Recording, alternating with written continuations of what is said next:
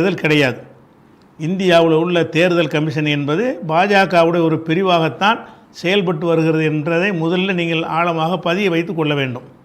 அவங்க எலக்ட்ரிக் மிஷினில் இவிஎம் என்று சொல்லக்கூடிய ஓட்டுப்பதிவு எந்திரத்தில் பலவிதமான செட்டிங்குகள் செய்து தான் ஒவ்வொரு தேர்தலையும் அவர்கள் ஜெயித்து வந்தார்கள் பாஜகவினர். அந்த மாதிரியான ஏற்பாடுகளை பல மாநிலங்களில் செய்து மேற்கு வங்கத்தில் எல்லாம் பிஜேபி வருவதற்கு எந்த முகாந்தரமுமே இல்லை.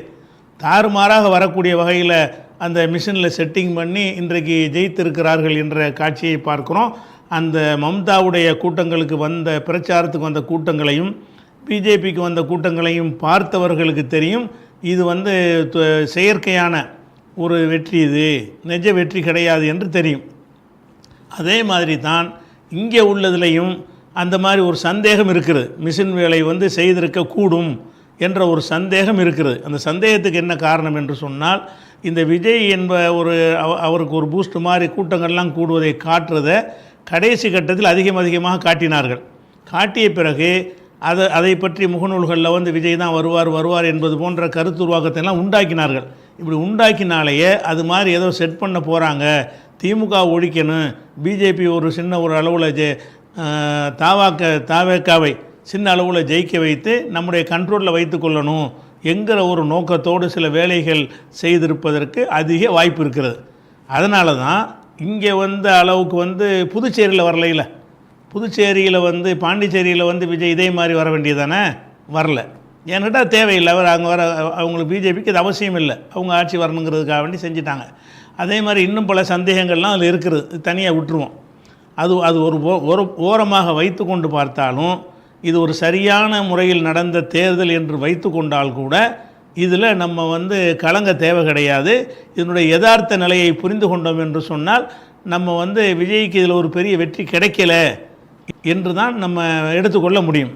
ஏன்னு கேட்டால், இப்போ சமீப காலமாக குறிப்பாக ஒரு 3-4 ஆண்டுகளாக என்ன மாதிரி உலகத்தினுடைய நிலை மாறி இருக்குது என்று சொன்னால், எதையும் ஆழமாக பார்க்காமல் சின்ன ட்ரெண்டிங்கில் பரப்பி விடுவதன் மூலமாக ஒரு கருத்துருவாக்கத்தை ஏற்படுத்தக்கூடிய வகையில் இன்ஸ்டாகிராம் என்று சொல்லியும், ரீல்ஸ் என்று சொல்லியும், டிக்டாக் என்று சொல்லியும் சின்ன சின்ன ஒரு வீடியோக்களை போடுவது, இதை பல கோடி மக்கள் மத்தியில் கொண்டு சேர்ப்பது, இந்த மாதிரி சேர்க்கக்கூடிய ஒரு தன்மை வந்ததற்கு பிறகு அவர்கள் யாராவது ஒரு குரூப் நினைத்தார்கள் என்று சொன்னால் அவர்கள் விரும்பக்கூடியதை ட்ரெண்டிங்கில் கொண்டு வந்துடலாம். எதை விரும்பினார்களோ, மாற்றம் தேவைன்னு ஒருத்தன் அடிச்சு விட்டான்னு வைங்க. மாற்றம் தேவை என்றால் என்ன மாற்றம், எதுக்கு மாற்றம், என்ன மாற்றத்தை செய்ய போகிறாரு அப்படிங்கிற விவரத்தையெல்லாம் பார்க்க மாட்டேங்கிறான். அவ்வளோ நேரம் இருந்து கேட்கக்கூடிய ஒரு தன்மை மக்கள்கிட்ட கிடையாது. இப்போ நம்முடைய மார்க்கவரை எடுத்துக்கொண்டால் கூட ஒரு அரை மணி 10 நிமிஷம் சொல்லக்கூடிய ஒரு கேள்வி பதிலை சொன்னால் பார்க்க மாட்டேன் என்கிறார்கள். அதே நேரத்தில் ரீல்ஸ்ன்னு சொல்லி கட் பண்ணி நோண்டு போட்டு வைங்க, அதை பார்க்குறாங்க. அதை மனிதன் அவன் எதை கொண்டு அறிவை கொண்டு சிந்தித்து பார்த்து எது சரியானது என்று ஆய்வு செய்யக்கூடிய வகையில் தான் எந்த ஒரு செய்தியும் கேட்க வேண்டும். இந்த இன்ஸ்டாவும் ரீல்ஸும் வந்த பிறகு என்ன ஆச்சுன்னு சொன்னால், சுருக்கமாக அந்த செய்தியை சொல்லுவாங்க. அது ஆதாரம் வைக்கிறது இல்லை, வாதங்கள் வைப்பது கிடையாது. ஒரு நினைச்ச ஒரு கருத்தை என்ன செய்கிறது, பரப்பி விடுறது. அதுக்கு ஒரு 100 பேரை நியமித்து வைத்து கொண்டு அதை ட்ரெண்டிங் பண்ணி விட்டான்னு சொன்னால் மட்டன்னு பற்றிக்கிட்டு ஏறி. ஏன்னு கேட்டால் ஒரு செகண்டில் அதை அறிஞ்சிக்கிறோம். ரொம்ப நேரம் ஒதுக்கி பார்க்குவதற்கு மக்கள் தயாராக இல்லை. இந்த ஒரு பலவீனத்தில் என்ன ஆகுதுன்னு கேட்டால், எதை ட்ரெண்டிங் பண்ண சிலர் நினைத்து வேலை செய்கிறார்களோ அந்த மாதிரி பண்ண முடியும் என்கிற ஒரு உலகத்தில் வாழ்ந்து கொண்டிருக்கிறோம். உதாரணத்துக்கு சொல்வதாக இருந்தால், இப்போ இலங்கையில் ஒரு ராஜபக்சேவுடைய ஒரு ஆட்சி இருந்தது, கொடூரமான ஒரு ஆட்சி. அந்த ஆட்சியை மாற்றுவதற்கு எதிர்க்கட்சிகளால் ஒன்றுமே செய்ய முடியலை. எதிர்க்கட்சிகள்லாம் ஒட்டச்சி நொறுக்கி ஒன்றுமில்லாமல் என்ன செஞ்சிருந்தார், ராஜபக்சேங்கிறவர் அவருடைய கோத்தபாய அவருடைய அண்ணனும் தம்பியுமா சேர்ந்து நாட்டையே தங்களுடைய கண்ட்ரோலில் வைத்து கொண்டு இருந்தார்கள். அந்த நேரத்தில் என்ன ஆகுதுன்னு கேட்டால், இதே மாதிரியான அதாவது இந்த ஜென்ஸ்ன்னு சொல்லக்கூடிய அதாவது இன்ஸ்டா இந்த மாதிரியான ரீல்ஸில் பயணிக்கக்கூடியவர்கள் மத்தியில் இந்த ஆட்சியை ஒழிக்கணும் அப்படிங்கிற ஒரு கருத்துருவாக்கத்தை விதைக்கிறாங்க. விதைக்கும் பொழுது ஒரு தட்டி விட்டோன்னு லட்சக்கணக்கான மக்களுக்கு உடனே போய்விடும். அந்த மாதிரி இப்போ பரப்பி விட்டு என்ன செய்கிறாங்கன்னா, திடீர்னு ஒரு இடத்துல கூடருக்கு அறிவிப்பு கொடுக்குறாங்க, மக்கள்லாம் திரண்டுறாங்க. திரண்டா இது எந்த கட்சியும் செய்யவில்லை, எந்த தலைவர்களும் இதை செய்யவில்லை. இந்த மாதிரியான ரீல்ஸுகள் இன்ஸ்டா மூலமாக பரப்புறன்னு எப்படி பரப்புவாங்கன்னா, ஆர்குமெண்ட் பண்ணி வாதங்கள் பண்ணி காரண காரியத்திலாம் கிடையாது, இவனை நீக்கணும் அவ்வளோதான். இவனை நீக்கணுங்கிறது பரப்பிக்கிட்டே இருக்கும், அது ட்ரெண்டிங் ஆகிட்டே இருக்கும். அந்த மாதிரி இருக்கும், ராஜபக்சே நீக்க வேண்டும், ராஜபக்சேயுடைய இடத்தை முற்றுகையிடுகிறோம் அப்படின்னு போட்டு விடுவாங்க. இத்தனை மணிக்குன்னு. அது மாட்டுக்கு ஒரு செகண்டில் என்ன செய்யணும்னு கேட்டால் பல லட்சம் பேருக்கு போய் சேர்ந்துடும். அவனுக்கு எந்த லட்சியம்லாம் இருக்காது. என்னத்துக்குடா நீக்கணும் அவ்வளோதான். அப்படிங்கிற எதுக்காக நீக்க சொல்கிற, என்ன வழியில் நீக்கிட்டு என்ன செய்ய போகிற, அதெல்லாம் சொல்ல தேவையே கிடையாது. மண்டையில் ஏற்றணும், நீக்கணும்னு அதுவே மண்டையில் உட்காந்துரும். அதையே சிந்திச்சு நீக்கணும் அதே உட்காந்து என்ன ஆகுதுன்னு கேட்டால் பெரிய கூட்டம் திரள்றாங்க. கோத்தபாய ராஜபக்சேயே 2 பேரையும் அசைக்க முடியாது என்று இருந்த நிலையில் அவங்க 2 பேரும் நாட்டை விட்டு ஓடுற அளவுக்கு அந்த எழுச்சி அதிகமாகுது. ஓடி போயிட்டாங்க. ஓடி போனவன்னு இந்த மாதிரி பரப்புனாங்கல்ல, அவங்க மாற்று ஏற்பாடு என்ன செஞ்சாங்க, ஒன்றுமே செய்யலை. ஓடணும், அவ்வளோதான். ஓடணுங்கிற கூடுவாங்க, அசைய மாட்டாங்க, மக்களை திரட்டுவாங்க. அதை பார்த்துட்டு பெரியவர்களும் போய் சேர்ந்துக்கிடுவாங்க. கடைசியில் என்ன ஆகுன்னு கேட்டால் ராஜபக்சே ஆட்சியை அகற்றிட்டாங்க. அகற்றின பிறகு என்ன ஆச்சுன்னு சொன்னால் அதே ராஜபக்சேயுடைய தயவுலையே ரணில்ங்கிறவரை கொண்டு வச்சு மறுபடியும் ஆட்சி பண்ணாங்களே தவிர, பிறகு இப்போ நடந்த தேர்தலில் தான் ஒரு ஆட்சி மாற்றம், முறைப்படி மக்களால் தேர்ந்தெடுக்கப்பட்ட மாற்றம் இலங்கையில் வந்திருக்கே தவிர, இந்த கூட்டங்கள் செஞ்ச ஒரு கிளர்ச்சியினால் எந்த ஆட்சி மாற்றத்தையும் ஏற்படுத்தலை. அவர் விரட்டுனாங்களே தவிர வேறு ஒன்றும் செய்யலை. இப்படி செய்ய முடியும். ஒருத்தனை விரட்டணும்னு நினச்சோமே, ஆனால் பெரிய கூட்டத்தை திரட்டி இராணுவம், போலீஸு எது வந்தாலும் அசையாத அளவுக்கு ஒரு பெரிய கூட்டத்தை திரட்டி என்ன செய்வாங்கன்னு கேட்டால் அவங்க அதில் ஜெயிச்சு காட்டுவாங்க. அந்த மாதிரி மூளையில் ஏற்றிடுவாங்க, மண்டையில் ஏற்றி என்னவாயிரும்னு கேட்டால் சிந்திக்காத மேம்போக்காக ஒரு கருத்தை உள்வாங்கி கொண்ட ஒரு கூட்டம், உணர்ச்சி தூண்டப்பட்ட ஒரு கூட்டம் அப்படி ஒரு வேலை செஞ்சு இலங்கை அரசாங்கத்தை காலி பண்ணாங்க நம்ம பார்க்குறோம். அதே மாதிரி நேபாளத்தில் இந்த சர்மா ஒலி அவர் மன்னராட்சியெல்லாம் ஒழித்து விட்டு மக்களால் தேர்ந்தெடுக்கப்பட்ட ஒரு அதிபராகத்தான் அவர் இருந்தார், ஒரு ஜனாதிபதியாகத்தான் அவர் இருந்தார். அவருடைய ஆட்சியில் சொல்லிக்கொள்ளும்படியான பெரிய குறையெல்லாம் ஒன்றும் கிடையாது. என்ன பொதுவான ஒரு குறை என்னன்னு கேட்டால் வேலையில்லா திண்டாட்டம், விலைவாசி உயர்வு போன்ற அந்த பிரச்சனைகள் எல்லா நாட்டினையும் போல் அங்கே இருந்தது. அதை மையமாக வைத்து என்ன செய்கிறாங்கன்னு கேட்டால் அதுக்கு ஒரு குரூப் என்ன செஞ்சாங்கன்னு கேட்டால் அந்த இன்ஸ்டா மூலமாக இந்த மாதிரியான குட்டியாக போடக்கூடிய இணையதளங்கள், பெரிய ஆர்கியூமெண்ட்லாம் இருக்காது, வாதங்கள்லாம் இருக்காது. அந்த மாதிரியான கருத்துக்கள் செல்லக்கூடிய குட்டி ஊடகங்களை பயன்படுத்தி என்ன செஞ்சாங்கன்னு கேட்டால் இந்த சர்மா ஒலியை அகற்ற வேண்டும் அப்படின்னு பரப்பி விட்டாங்க. பரப்பி விட்டால் பெரிய கூட்டம் திரண்டு போய் போலீஸுனாலையும் இராணுவத்தினாலையும் கட்டுப்படுத்த முடியாமல் போய் அதிபர் ராஜினாமா பண்ணிவிட்டு அவர் வீட்டுக்குள்ளே நுழைஞ்சவருடைய குடும்பத்தினரெல்லாம் தாக்கி பல பேரை கொன்று விட்டு கடைசியில் அவரும் ராஜினாமா பண்ணிவிட்டு நாட்டை விட்டு ஓடி போயிட்டார். அப்போ நாட்டை விட்டு ஓடுகிற அளவுக்கு இவர்கள் செய்ய முடியுது. இப்படி செஞ்சாங்கல்ல, செய்யும்போது அடுத்து என்ன, எதுக்கு காலி பண்ணிட்டு அப்புறம் என்ன செய்யணுங்கிற அதுக்கு திட்டம்லாம் இருக்காது. ஏற்றி விட்ட ஒரு கூட்டம் என்ன செய்யணும்னு கேட்டால் அதிலேயே குறியாக இருப்பாங்க. எந்த தேதியில் கூட சொல்கிறாங்களோ அந்த தேதியில் கூடுவாங்க, கலாட்டா பண்ணுவாங்க, அதை உடைப்பாங்க இதை உடைப்பாங்க, பெரிய நாங்கள் புரட்சி பண்ண போகிறோம்பாங்க. கடைசியில் எல்லாம் பண்ணிவிட்டு என்ன ஆச்சுன்னு சொன்னால் ஓடி போயிட்ட பிறகு ஆட்சி அமைக்க முடியலை. பிறகு பல ஆட்சிகள் அமைச்சாங்க, கூட்டணி ஆட்சி அமைச்சாங்க, பல ஊர் அமைச்சர்கள் மாற்றம் நடந்துச்சு. இன்றைக்கி உள்ள நிலைமை என்னன்னு கேட்டால் அந்த சர்மா ஒலி இருந்தார் இல்லையா, அதை விட மோசமான இப்போ நிலைமை அங்கே இருக்குது. விலைவாசி அதை விட தாறுமாறாக ஏறி இருக்கிறது. அவருடைய ஆட்சி நல்ல ஆட்சியாக இருந்தது கம்பேர் பண்ணி பார்த்தோம்னா. இந்த இந்த கூட்டங்கள், இந்த சிந்திக்காத கூட்டம்னு சொல்கிறோம்ல, சிந்திக்காத கூட்டங்களுடைய அந்த திட்டத்தினால் அவர் விரட்டப்பட்டாரே தவிர இப்போ அவங்கள வருத்தப்படுற அளவுக்கு விலைவாசி கூடி வேலையில்லா திண்டாட்டமாக இருக்குது. மாதத்துக்கு ஒரு தடவை மந்திரி சபை மாற்றுறாங்க. ஸ்திரமான ஒரு உறுதியான ஒரு நிர்வாகமே இல்லைங்கிற ஒரு நிலைமையை நம்ம என்ன செய்கிறோம் நேபாளத்தில் பார்த்தோம். அதே மாதிரி பங்களாதேஷில் ஷேக் ஹசீனா மேலே எதிர்க்கட்சிகளுக்கு எதிர்ப்பு இருந்தாலும் எதிர்க்கட்சிகள் ஒன்றுமே செய்ய முடியலை. அங்கேயும் இந்த ஷேக் ஹசீனாவுக்கு எதிராக என்ன செஞ்சாங்கன்னு இதே மாதிரி துணுக்கு செய்திகள் ட்ரெண்டிங் ஆக்குவது, வாதங்களை வைத்து இதுக்கு அவத்துக்கு பதில் சொல்லி மறுப்பு அப்படிலாம் கிடையாது. ஷேக் ஹசீனா ஓட வேண்டும், இது இந்த வார்த்தை தான். ஷேக் ஹசீனா விரட்டுவோம் அப்படின்றத ட்ரெண்டிங் ஆக்குவாங்க. அது அப்படி மக்கள்கிட்ட போயிடும். ஒவ்வொருத்த மண்டையிலும் விரட்டணும். ஏன் அதெல்லாம் தெரியாது. விரட்டணும், எதுக்குடா விரட்டணுங்க அவ்வளோதாங்க அப்படிமான தவிர அதுக்கு காரணம்லாம் சொல்ல முடியாது. அந்த மாதிரியான ஒரு கூட்டம் விரட்டணும்னு கடைசியில் ஒரு நாள் கூடணும்னு அறிவிப்பாங்க. எல்லாம் ஒன்றா கூட்டினாங்க. கடைசியில் போலீஸ் ராணுவம் ஒன்றும் செய்ய முடியலை. ஷேக் ஹசீனா நாட்டை விட்டு ஓடி இந்தியாவில் தஞ்சம் அடைஞ்சிருக்கிறாங்க. அதுக்கு பிறகு என்னடான்னு கேட்டால் அவங்களால ஆட்சி பண்ண முடியலை. பிறகு ஏற்கனவே எதிர்க்கட்சியாக இருந்தவர், லண்டனில் இருந்தவர், அவர் கலிதா ஜியாவுடைய மகன் தான் ஒரு இன்றைக்கி மாற்று அரசாங்கத்தை அமைக்கும் நிலையில் இருக்கிறத நம்ம பார்க்குறோம். அப்போ இந்த மாதிரியாக இந்த நம்ம வாழுகிற இந்த காலத்தில் என்ன செய்யலான்னு கேட்டால் அந்த ட்ரெண்டு பண்ணுவதன் மூலமாக ஒரு கருத்துருவாக்கத்தை என்ன செய்யலாம், கருத்துருவாக்கம் இல்லை, ஒரு பக்க சார்பு நிலையை எடுக்குமாறு மக்களை உருவாக்க முடியும். அதை பயன்படுத்தி தான் இந்த விஜய்க்கு என்ன செய்கிறாங்கன்னா இந்த வேலையை செய்கிறாங்க. இந்த கூட்டங்கள் என்ன செய்யணும்னு கேட்டால் மாற்றம் வேண்டும்னு பரப்பி விட்ருவாங்க.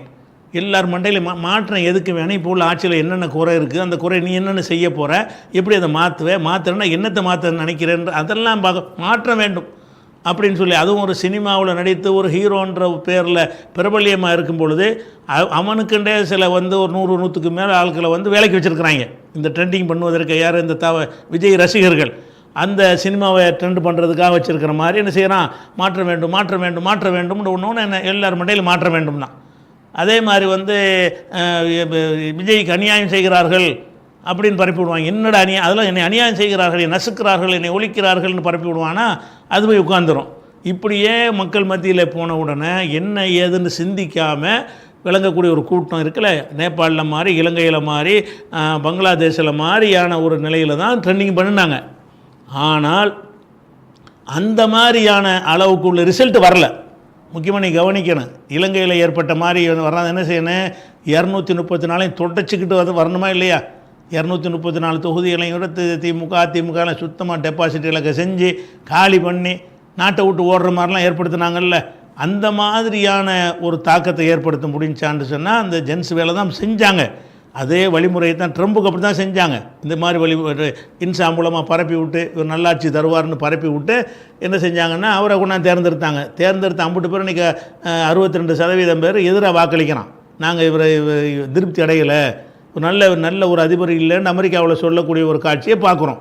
அந்த மாதிரியான ஒரு அடிப்படையில் இவங்க என்ன செஞ்சாங்கன்னு கேட்டால் அந்த மாதிரி நடக்குங்கிற மாதிரி நினச்சிக்கிட்டு இருந்தாங்க. அப்படி தான் நடந்திருக்கு உலகம் பூரா. இந்த மாதிரியான ட்ரெண்டை உண்டாக்கணும்னு சொன்னால் மக்கள் பூரா ஒரே சிந்திக்கவே மாட்டாங்க. இந்த மாதிரி உள்ள பொதுவாக ஒரு அடிப்படை நீங்கள் வழங்கி கொள்ளணும். எந்த ஒரு விஷயத்தை நம்ம எடுத்துக்கொள்வதாக இருந்தாலும் வாதங்கள், காரணகாரியங்கள் அதெல்லாம் புரிந்து அதிலிருந்து ஒரு முடிவெடுக்கணுமே தவிர சும்மா ஒரு வார்த்தையை மாற்ற வேண்டும்ங்கிற அந்த வார்த்தையே ட்ரெண்டாக்குவாங்க. ஸ்டாலின் ஆட்சியை மாற்ற வேண்டும். என்னடா ஸ்டாலின் ஆட்சியை மாற்றணும்? இந்த ஓட்டு போட்ட கூட்டத்திலாம் கேட்டு பாருங்கள், என்னென்னு கேளுங்களேன். மாற்றணும். என்னத்துக்கு மாற்றணும் அவ்வளோதான். இப்படியே மண்டைகளை ஏற்றி விட்ட ஒரு கூட்டம் அதிகமாக இங்கே வந்துருச்சு. இப்படி வந்திருந்தும் கூட இதை இந்த அளவுக்கு முறியடித்து 110 கொண்டாந்து நிப்பாட்டிருக்கிறாங்கன்னா அது திமுக அதிமுகவுடைய செயல்பாடுகள் தான் காரணம். மற்ற நாடுகள் மாதிரி இல்லாமல் இவங்க அதுக்கு எதிராக கடுமையான களமாடிய காரணத்தினால தான் இவங்க நினச்சபடி என்ன செய்ய முடியலை, முழுசாக வர முடியலை. இது திமுக அதிமுகவுக்கு தோல்வி கிடையாது. பொதுவாக இந்த ஜென்ஸ் இந்த மாதிரி கூட்டங்கள் சிந்திக்காத, அதாவது எப்போ பார்த்தாலும் இன்ஸ்டாவிலையும் ரீல்ஸ்லையும் இருக்க கூட்டம் அதிகமாக இருக்குமே. ஆனால் அவங்க பைத்தியக்காரத்தனமான முடிவுகளை தான் எடுப்பார்கள். அதை ஜெயிக்க முடியாது எந்த ஒரு நாட்டிலையுமே.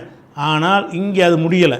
என்ன தான் முட்டி முயற்சி பண்ணினாலும் கூட ஏறக்குறைய பெருமளவிலான ஒரு கோடிக்கு மேலே வாக்காளர்கள் அதிமுகவுக்கும் திமுகவுக்குமே வாக்களித்திருக்கிறார்கள். திமுகவுக்கு இப்போ வாக்கு அடிப்படையில் திமுக கூட்டணி கட்சிகள் எல்லாம் சேர்ந்து எவ்வளோ பெற்றிருக்கிறாங்க என்றால் 1,54,07,967 வாக்கு பெற்றிருக்கிறாங்க திமுக கூட்டணியில். தமிழக வெற்றி கழகம் பெற்ற வாக்கு எவ்வளோன்னு கேட்டால் 1,70,62,084. அப்போ வித்தியாசம் என்னன்னு பார்த்தீங்கன்னா 17 லட்சம் வாக்கு தான் வித்தியாசம். அதாவது விஜய் வாங்கின ஓட்டை விட திமுக கூட்டணி வாங்கின வாக்குகள் ஒரு 17 லட்சம் தான் கம்மியாக இருக்குது. அப்படின்னு சொன்னால் இது பெரிய அளவான வெற்றின்னு சொல்லுவோம். சீட்டுகள் கூட கிடைச்சிருக்கே தவிர வாக்குகள் எடுத்துக்கிட்டிங்கன்னு சொன்னால் ஒரு 17 லட்சம் தான் வாக்கு.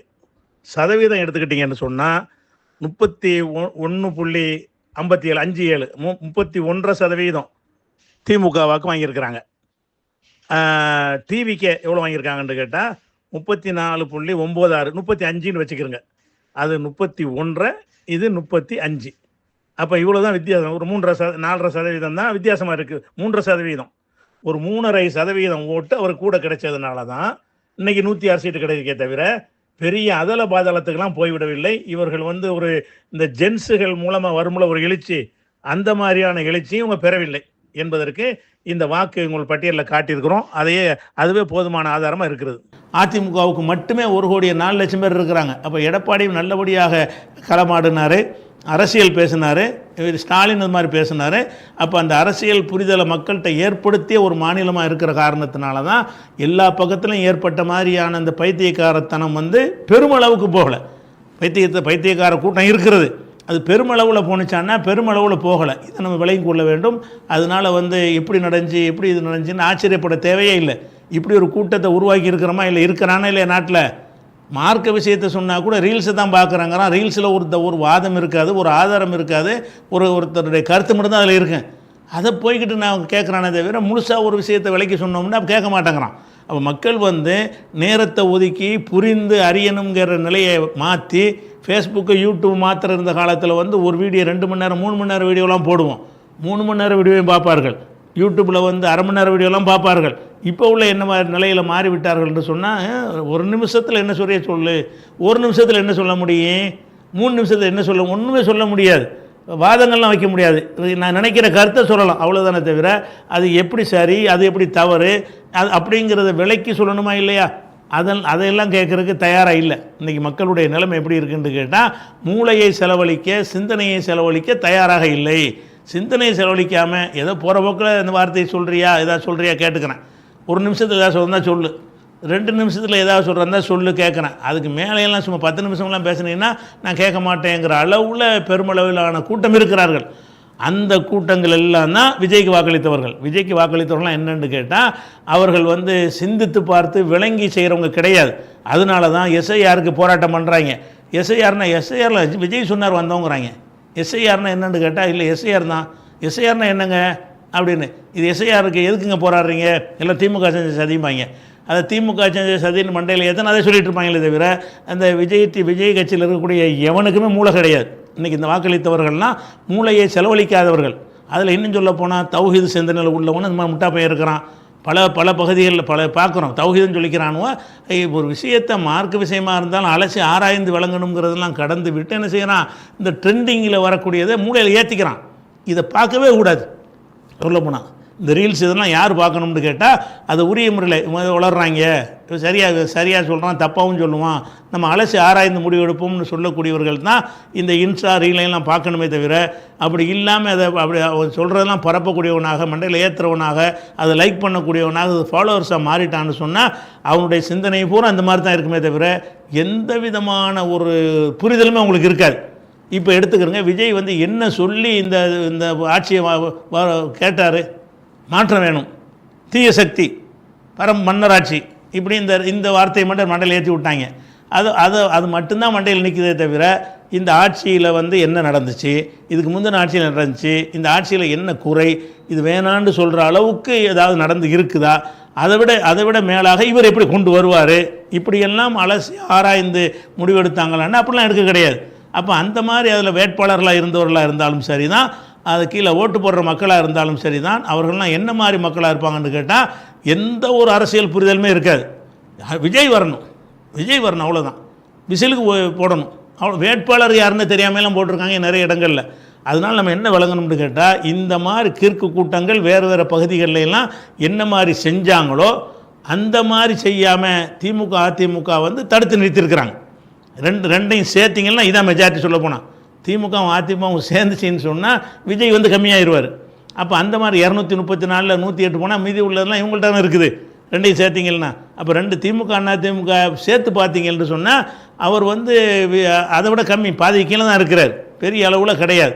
அப்படிங்கிறத நீங்கள் பார்த்தீங்கன்னு சொன்னால் இதனுடைய காரணம் விளங்கிடும். இது இப்படி தான் நடக்கும். இந்த மாதிரியான ஒரு கூட்டம் உருவாகி கொண்டே இருக்கிறது. எந்த கூட்டம் சிந்திக்காத கூட்டமாக இருக்கிறதோ, சும்மா உணர்ச்சி வசப்படக்கூடிய வசனங்களை மாத்திரம், ஒரு சொல்லை மாத்திரம், ஒரு வார்த்தையை மாத்திரம் பரப்பக்கூடியவர்களாகவும் அதை மெய் என்று நம்பக்கூடியவர்களாகவும் இருக்கிறார்களோ, அப்படியான மக்கள் இருக்கிற ஒரு நாட்டில் ரிசல்ட் இப்படி தான் வரும். ஆனால் இது வேறு நாடுகளில், இலங்கையில், நேபாளில் மாதிரி வருவதாக இருந்தால், ஸ்டாலினில் இருந்து எடப்பாடிலேருந்து 2 பேருமே மாநிலத்தோட ஓடி போகிற அளவுக்கு பெரிய ஒரு புரட்சியே ஏற்பட்டிருக்கணும். அப்படி ஏற்படவில்லை. லகான் போட்டு தடுத்து நிறுத்தி இந்த கூட்டங்களுக்கு உரிய மக்களை தனியாக பிரித்து எடுத்து, சிந்திக்கிற மக்களை தனியாக பிரித்து எடுத்து நினைஞ்சிருக்கிறாங்க, வென்றெடுத்திருக்கிறார்கள் என்ற வகையில் இது திமுக அதிமுக கட்சிகளுக்கு கிடைத்த ஒரு வெற்றின்னு சொல்லணுமே தவிர, இதுக்கு களங்கம்லாம் தேவை கிடையாது. வேறு மாநிலங்களில் மாதிரி வேறு நாடுகளில் நடந்த மாதிரி இது நடப்பதாக இருந்தால் இவங்க காணாமல் போயிருப்பாங்க. அப்படி வர முடியலை என்பதை ஃபஸ்ட்டு என்ன செய்யணும், நம்ம விளைவிக்கிறணும். அதே மாதிரி சில கென்யாங்கிற நாட்டில் என்ன செஞ்சாங்கன்னா, இதே மாதிரி அவங்க வரியை கொஞ்சம் அதிகம் போட்டாங்க. உடனே வரியை ஒழிக்கணும்னு ஒரு டெண்டர் ஆக்கி விட்டாங்க. உடனே கூட்டம் திரண்டா கன்னி அரசனால் அடக்கவே முடியலை, பெருங்கூட்டம் திரண்டு போச்சு. கடைசியில் கன்னி அரசாங்கம் என்ன பண்ணுச்சு, வரி போடுறதுங்கிற அந்த கொள்கையை கைவிட்டாங்க. நான் கைவிட்டோன்னு சொல்கிற அளவுக்கு ஆக்குனாங்க. அப்படி என்ன வரி அது கேட்டீங்கன்னு உனக்கு விளங்காது. என்ன வரிடா போட்டாங்க, எதுக்குடா வரி கூட போட்டாங்கன்னு அவன் அதெல்லாம் வரியை குறைக்கணும், அவ்வளோதான். என்ன வரிடா குறைக்கணும், வரியை குறைக்கணும். இது திருப்பி இவ்வளோ தான் சொல்லுவாங்களே தவிர, ஏன்னா அவ்வளோதான் போடப்பட்டுச்சு. அவங்களுக்கு அந்த ரீல்ஸ் மூலமாக, இன்ஸ்டா மூலமாக, டிக்டாக் மூலமாக, இந்த மாதிரியான குட்டி குட்டி இணையதளங்கள் மூலமாக அவனுக்கு போடப்பட்ட கருத்து என்னன்னு கேட்டால் வரியை குறைக்கணும் மட்டும்தான். என்ன வரி, ஏன் குறைக்கணும், எதுக்கு இந்த வரியை போட்டாங்க அப்படிங்கிற குறைக்காட்டி என்னென்ன கேடுகள் ஏற்படும்னு அவன்கிட்ட போய் கேட்டிங்கன்னா இவனுக்குமே தெரியாது. வரியை குறைக்கணும்னு கூட்டம் வந்துட்டோம்பாங்க. அவங்க ஒரு கூட்டமாக சேர்ந்து அரசாங்கத்தினுடைய பாலிசியை மாற்றினாங்க. அதே மாதிரி இந்தோனேசியாவில் ஒரு அரசியல் சீர்திருத்தம் பண்ணணும் அப்படிங்கிற மாதிரி ஒரு நிலைப்பாடை எடுத்து அறிவித்த உடனே இதே மாதிரி அரசியல் சீர்திருத்தத்தை எதிர்க்க வேண்டும் அப்படின்னு பரப்பி விட்டாங்க. பெருங்கூட்டம் திரண்டு போய் என்ன ஆச்சுன்னா, இந்தோனேசியா அரசாங்கம் இல்லை நாங்கள் சீர்திருத்தம் பண்ணணும்னு கைவிட்டாங்க. இந்த கூட்டங்கள்லாம் எப்படி இருக்கும்னு கேட்டால் பெரிய அலையாக திரண்டு வரும். அந்த அலைக்கு முன்னாடி இராணுவம், போலீஸ் எதுவுமே நிற்க முடியாத அளவுக்கு திரண்டு போய் வரும். அப்படி என்ன ஆகும்னு கேட்டால், ஒரு அரசாங்கம் செய்ய நினைச்ச ஒன்றையே மாற்றுற அளவுக்கு அவங்களுக்கு செய்ய முடியும். ஏன்னு கேட்டால், சிந்தனை இல்லாத கூட்டம், அவனுக்கு அறிவும் கிடையாது, ஒன்றும் கிடையாது, அடிப்பானை வெட்டுமான துப்பாக்கி அது பதில் அங்கே அவ்வளோ கிடையாது அப்படின்னு நிற்கக்கூடிய ஒரு கூட்டமாக இருப்பாங்க. மூளை இல்லாததுனால விளைவை பற்றி யோசிக்க மாட்டாங்க. அப்படியான ஒரு கூட்டங்கள் என்ன செஞ்சுருக்காங்கன்னா பல சாதனைகள் பண்ணியிருக்கிற காட்சியை பார்க்குறோம். அதனால் இந்த ஒரு விஷயத்தை நீங்கள் சிந்தித்து பார்த்தீங்கன்னு சொன்னால் இது ஒரு ஆச்சரியப்படுற ஒரு விஷயம் கிடையாது. இன்னும் சொல்ல போனால் இந்த ஜென்ஸு கூட்டத்துக்கு அடி விழுந்துருச்சுன்னு தான் சொல்லணும். மரண அடி தான் விழுந்திருக்கு. ஏன்னா மைனார் அதிக இடத்துல ஜெயிச்சிருக்கான்னு சொல்லிக்கிறலாமே தவிர அதிகமான மக்களுடைய பாதிக்கு மேற்பட்ட மக்களுடைய ஆதரவு அவர் கிடைக்கவில்லை. பாதிக்கு மேற்பட்ட மக்கள் எதிரான நிலையெல்லாம் இருக்கிறார்கள் என்று விளங்கி கொள்ளணும். இதனால தான் என்ன செஞ்சாங்கன்னு கேட்டால், ஆஸ்திரேலியா, ஃப்ரான்ஸு, இத்தாலி இந்த நாடுகளில் எல்லாம் அதாவது 16 வயசுக்கு கீழே உள்ளவர்கள் இந்த இணையதளங்களை பயன்படுத்தக்கூடாதுன்னு தடை வச்சுருக்கிறாங்க. முன்னேறிய நாடுகள் இந்த சின்ன பயல்களுக்கு, ஒன்றும் தெரியாத பயல்களுக்கு போய் மண்டையில் ஏற்றி விட்டுறாங்க, அதை ட்ரெண்டாக்கி விட்டுறாங்க. அதை கேட்டுக்கிட்டு பலவிதமான தப்பான முடிவுலாம் எடுத்துடுறாங்க, தற்கொலை பண்ணிக்கிறாங்க, அரசியல்னு சொல்லிட்டு என்னத்தான் செஞ்சிடறாங்க அப்படின்னு உணர்ந்து என்ன செய்கிறாங்கன்னா, முற்போக்காக இருக்கக்கூடிய ஆஸ்திரேலியா, ஃப்ரான்ஸு, இத்தாலி போன்ற நாடுகளில் எல்லாம் 16 வயசு கீழே உள்ளவனுக்கு நெட்டு யூஸ் பண்ணவே கூடாது. வயசு ஏஜ் ப்ரூஃப்லாம் கொடுத்த பிறகு அது கிடைக்க முடியுமே தவிர இருக்குது. அமெரிக்காவில் கூட இது ஓரளவுக்கு அங்கேயும் கண்ட்ரோல் பண்ணியிருக்கிறாங்க. பெற்றோருடைய சம்மதத்தோடு தான் எல்லாம் கொடுப்பாங்க. இன்டர்நெட் கொடுக்குறதா இருந்தாலே பெற்றோர் சம்மதத்தோடு தான் இருக்கும், பெற்றோர் கண்காணிப்பில் இருக்கும். அவங்க என்ன செய்கிறாங்கலாம் பெற்றோர் பார்க்குற அளவுக்கு உள்ள ஏற்பாடோடு தான் அமெரிக்காவில் கூட அனுமதிச்சிருக்கிறாங்க. ஏன் அப்படி செய்கிறாங்கன்னு கேட்டால், இந்த சின்ன பசங்க கொஞ்சம் அதிகமாக இதில் விழுந்துருவாங்க. 18 கீழே உள்ள ஆளுக்கு என்ன செய்வாங்கன்னு கேட்டால் எதுவுமே விளங்காது. அவனுக்கு அந்த வார்த்தை மட்டும்தான் நிற்கும், விஜய் அண்ணா விஜய் அண்ணா, அவ்வளோதான். இதுதான் நிற்குமே தவிர எதுவுமே நிற்காது. அதனால நான் பொண்டாட்டியே கூட இருக்கிற மாதிரிலாம் ஒரு பொம்பளை சொல்கிறான்னு அதுக்கெலாம் என்ன காரணம், மண்டையில் ஏறி போச்சு, அவ்வளோதான். அது ஒன்று தான் தெரியுமே தவிர வேறு எதுவுமே தெரியாது. அப்படிலாம் வரக்கூடாது என்பதற்காகத்தான் முன்னேறிய நாடுகளில் எல்லாம் இதை பயன்படுத்தக்கூடாதுன்னு தடுத்துருக்கிறாங்க. என்ன காரணம், இந்த இணையதளங்களில் உள்ள பெரிய பெரிய விஷயங்களை விரிவாக சொல்கிறாங்களே, அதுக்காக வேண்டியது செய்யலை. இந்த குட்டி குட்டியாக போட்டு பரப்பி விட்றாங்கல்ல, ஏதாவது உணர்ச்சியை தூண்டக்கூடிய வகையில், அதாவது ஷார்ட் மெசேஜ், ஷார்ட் நியூஸ் மாதிரி, இந்த மாதிரியான செய்திகள் மூலமாகத்தான் மக்களை ஈர்க்கிறாங்க. அது ஷார்ட் நியூஸ் மூலமாக ஈர்க்கப்பட்டவனுக்கு என்ன இருக்காது, விவரம் இருக்காது. அந்த எந்த கருத்தை சொல்லி ஈர்க்கப்படுறானோ அதை நோக்கி ஓடுவானே தவிர ஏன் ஓடுறானோ அவனுக்கு தெரியாது. பெருங்கூட்டம் இருக்குதா, கூட்டம் சேர எல்லாம் சேர்ந்துட்டே இருப்பானோ. ஒரு 500 ரூபா சேர்த்துட்டான்னு வைங்களேன், கொஞ்சம் நாளில் 2000 ஆயிரும். என்ன 500 இருக்கிறத பார்த்துட்டு 2000 பேர் சேருவாங்க. 2000 பேர் இருக்கிறான்னு வைங்களேன், அது 20,000 போயிடும், 2 லட்சமாக போயிடும், 2 கோடியாக போயிடும். அப்போ அத்தனை பெரிய மக்கள் மத்தியில் என்ன செய்யலாம், இதை ட்ரெண்டிங் பண்ணி கொண்டு போயிட முடியும் அப்படிங்கிற ஒரு விஷயத்தை நம்ம பார்க்குறோம். அதனால் இந்த எலெக்ஷனுடைய ரிசல்ட்டு நம்ம பெருசாக அழட்டிக்கிற தேவையே கிடையாது. நம்ம செய்ய வேண்டிய வேலையை நம்ம செஞ்சிட்டோம். இந்த அளவுக்கு அதை மீறி நின்று ஓரளவுக்கு தாக்கு பிடிச்சிருக்கிற வகையில் நம்ம சந்தோஷம்தான் பட்டுக்கிறணுங்கிறத ஃபஸ்ட்டு விளங்கிக்கணும். ஒன்று. ரெண்டாவது இப்போ ரிசல்ட்டுக்கு வருவோம். முதல்ல ஆட்சி அமைக்கிற அளவுக்கு ஒரு வெற்றி பெற முடிஞ்சா, தமிழ்நாட்டில் ஒருத்தர் முதலமைச்சராக வரணும், ஆட்சி அமைக்கணும்னு சொன்னால் தமிழ்நாட்டில் உள்ள மொத்த தொகுதி 234. 234 பாதிக்கு மேலே வாங்குறவங்க தான் ஆட்சி அமைக்க முடியும். 234 தொகுதிகளில் பாதிங்கிறது 117. 117 மட்டும் பத்தாது, மெஜாரிட்டிக்காக வேண்டி இன்னொன்று இருக்கணும், 118. அப்போ 118 இருந்தால்தான் ஒருத்தருக்கு ஆட்சி அமைக்கவே முடியும். இவருக்கு கிடைச்சது 107 தான். தேவை வந்து 118 வேணும். 118க்கு இவர் கிடைச்சிருக்கிறது வந்து 7 தான் கிடைச்சிருக்கிறது. அது போக வந்து இவர் வந்து 2 தொகுதியில் போட்டிகிட்டு இருக்கிறார். அது கணக்கில் வராது, ஒன்று ராஜினாமா பண்ணி ஆகணும். அப்படிங்கும்போது இவர் 106 தான் இப்போ இருக்கவர்கிட்ட. இப்போதைக்கு வந்தவர்கிட்ட இருக்கிறது வந்து இப்போ திருச்சியில் வந்து ராஜினாமா பண்ணிடுவார். இங்கே சென்னையில் வச்சுக்கிட்டு ஏதோ 2ல் 1 ராஜினாமா பண்ணிடுவார்னு வைங்களேன். ராஜினாமா பண்ணிங்கன்னா அதுக்கு இன்றைக்கி தேர்தல் நடக்காது, அது 6 மாதத்தில் ஆகும், டைம் கிடைச்சி தேர்தல் நடக்கும், அந்த இடம் காலியாக இருக்கும். அப்போ இருக்கிறது வந்து 233 பேர் தான் இருக்கிறாங்க. அப்படின்னு சொல்லக்கூடிய நேரத்தில் இவர்கிட்ட இருக்கிறது அந்த கணக்குப்படி பார்த்தீங்கன்னா 107ங்கிறது இப்போ 106 106 இருந்துச்சுன்னா உன்னை எவ்வளோ வேணும்? 118க்கு 12 வேணும். அது போக வந்து சபாநாயகர் ஒரு ஆளை கழிச்சிருவாங்க. சபாநாயகர் பொதுவான வாக்களிப்பில் கலந்து கொள்ள முடியாது, சபாநாயகர் ஓட்டு போட முடியாது. அவரை ஒரு ஆளை கழிச்சிட்டீங்கன்னு சொன்னால் அப்போ என்ன ஆயிரும்னு கேட்டால் இன்னும் ஒன்று தேவைப்படும், 119 தேவைப்படும். அப்போ 119 தேவைப்படக்கூடிய நேரத்தில் வந்து இவருக்கு இருக்கிறது 106 தான். 106 தான், 13 இடம் காலியாக இருக்குது. இப்போ வந்து அவருக்கு இப்போ ஆட்சி அமைக்க இயலாது. இப்போ அவர் ஜெயிச்சிருக்கிற இந்த ஒரு நம்பரை வைத்துக்கொண்டு முதல்வர் ஆக முடியுமான்னா ஆக முடியாது. ஆகிறதா இருந்தால் எப்படி ஆகலாம் என்று சொன்னால், இந்த குட்டியான கட்சிகள் இருக்காங்க இல்லையா, வேறு அணியில் எதிரணியில் போட்டிட்டவங்க, அப்போ அதாவது சந்தர்ப்பவாதத்தை கொண்டு தான் கட்சி ஆரம்பிக்க வேண்டியிருக்கு. யாரை எதிர்த்தாங்களோ அவங்கள கூட்டணி சேர்க்குறது. யாரை எதிர்த்து இவர் வந்து கலங்காண்டாரோ அவங்களையே கூட்டணி சேர்த்து கொண்டு என்ன செய்வது? ஆட்சி அமைப்பது. 19 பேருக்கு என்ன செய்கிறேன்னு, காங்கிரஸில் 4 பேர், விடுதலை சிறுத்தை 2, கம்யூனிஸ்ட்டுகள் 2 4, இப்படின்னு அந்த திமுக கூட்டணியில் ஜெயித்தவர்களெல்லாம் சேர்த்து வைத்து ஒரு எடுத்தால் 119 வர கஷ்டம்தான். அது கூட வாய்ப்பு இருக்குது. அதிலே வந்து 2 சீட்டை வச்சுக்கிட்டு என்ன செய்வாங்க, கவர்மெண்ட்டை ஒருத்தர் மிரட்டுவாங்க. நினச்ச பண்ணல இவங்க ஆட்சி பண்ண முடியாது, அவங்க தயவுல தான் ஆட்சியை இருந்துக்கிட்டு இருக்கிறது. அப்படி ஒரு நிலையில் இருக்கிற ஒரு காட்சியை பார்க்குறோம். இன்னும் ஆட்சி அமைக்கிறதுக்கு வந்து முடியாது.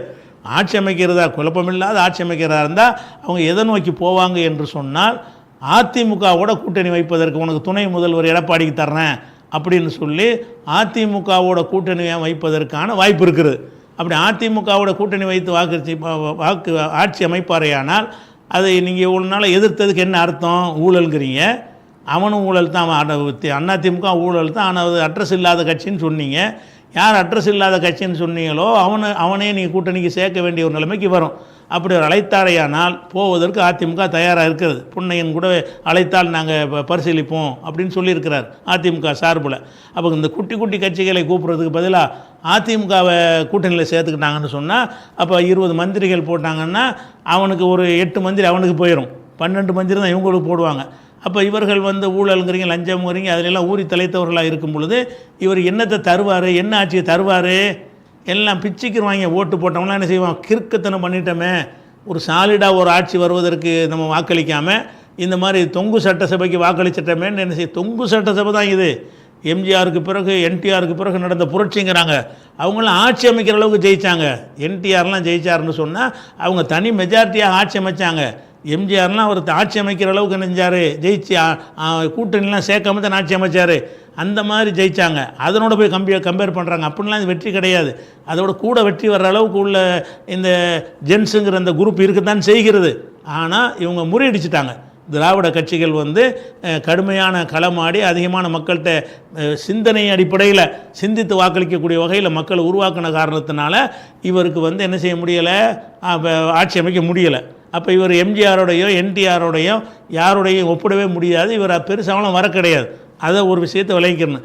அப்போ அதிமுகவோட கூட்டணி வைத்தீங்கன்னு சொன்னால் இவ்வளோ நாள் நீங்கள் பேசின கருத்துலாம் என்ன? அப்போ சிந்திப்பானுவோம். இந்த ஓட்டு போட்டவங்களாம் என்னடா இவங்கெல்லாம் ஊழல்னு சொன்னோம், எடப்பாடியை ஊழல்னு சொன்னோம், எடப்பாடியை போய் கல்வி மந்திரி ஆக்கிட்டார, அதாவது மந்திரி கொடுப்பீங்கல்ல அப்படிங்கிற மாதிரி துணை முதல்வர் கூட கேட்பார். அவர் வாய்ப்பு இருக்கு வழங்குதா, கூட்டணி வைத்தீங்கன்னு சொன்னால் அதிமுகவுக்கு துணை முதல்வர் கொடுங்க அப்படின்னு கேட்பார். அப்போ துணை முதல்வர் கொடுத்தீங்கன்னு சொன்னால் இது அதிமுக ஆட்சியாகத்தான் திரும்பவும் மாறும். அப்போ எதை நீங்கள் மாற்றம் செய்ய போகிறீங்க? இது மாற்றம் கிடையாது, நீங்கள் எல்லாம் மாறுறீங்க, அப்படி தான் வரப்போகுது. அது இல்லாமல் ஆட்சி அமைக்க முடியாது. அதில் குட்டி கட்சிகளை சேர்த்து கொண்டு நீங்கள் ஆட்சி அமைச்சிங்க என்று சொன்னால் ஒரு கட்சிக்காரன் ஏதாவது முறுக்கிட்டு போயிட்டானா ஆட்சி கவுந்து போயிடும். அப்படியான ஒரு நிலைமை இருக்கிற ஒன்றையும் பார்க்குறோம். அதனால் இன்னும் ஆட்சி அமைக்கிறது எப்படின்னு தெரியலை. எந்தெந்த கட்சியோட காங்கிரஸோட பேசுகிறாங்க, அவங்க பேசுகிறாங்கலாம் தெரியுது. இதெல்லாம் வந்து ரிஸ்க்கான காரியம்னு உங்களுக்கே தெரியுது. அதுபோக விஜயோட போய் இருக்கிற ஆட்கள்லாம் இருக்காங்கல்ல, விஜயோட பக்கத்தில் இருக்கிற ஆள்லாம் எடுத்துக்கிட்டிங்கன்னு சொன்னால் லஞ்சம் ஊழல் விஷயத்துல எல்லாம் எல்லாத்தையும் தூக்கி சாப்பிடக்கூடிய ஒரு ஆளுக்கு தான் கூட இருக்கிறாங்க. செங்கோட்டையன் இருக்கிறார், ஊழலுக்காக தண்டிக்கப்பட்ட ஒரே ஆள் அவர் தான், அவரை பக்கத்தில் வச்சுருக்கிறாரு. ஆதவர்ஜனா வந்து கள்ள லாட்ரி சீட்டு அடித்து சம்பாரிச்சவர், லாட்ரி சீட்டுன்னு பொய்யை அடித்து மக்கள்கிட்ட இவனை அடித்து இவனே செஞ்சது குழுக்கள்லாம் போடாமல் அந்த மாதிரி தடை செய்யப்பட்ட லாட்டரி மூலமாக சம்பாரித்த ஆள் தான் யார் இன்றைக்கி ஒரு தொழில் நடத்திக்கிட்டு இருக்கிற ஆள் தான் பல ஆயிரம் கோடிக்கு அதிபராக இருக்கக்கூடிய ஆதவர்ஜனா. இவர்கள்லாம் பக்கத்தில் வைத்துக்கொண்டு என்ன ஆட்சி தருவார்? இவர் ஒரு விவரம் கெட்ட ஆள், உதவிக்கு அவ்வளோ மூலையிலையும் கிடையாது. இவங்க எல்லாம் அல்வா கொடுத்துட்டு போயிடுவாங்க.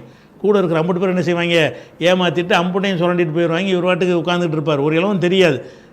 அந்த காலத்தில் மந்திரிகள்கிட்ட மன்னர் கேட்பாரான், மாதம் மாதம் கரெக்டாக மழை பெய்யுதாண்டு. அப்படி தான் உள்ளே உட்காந்துக்குருவாங்க, வெளியில் என்ன நடக்குன்னு தெரியாது.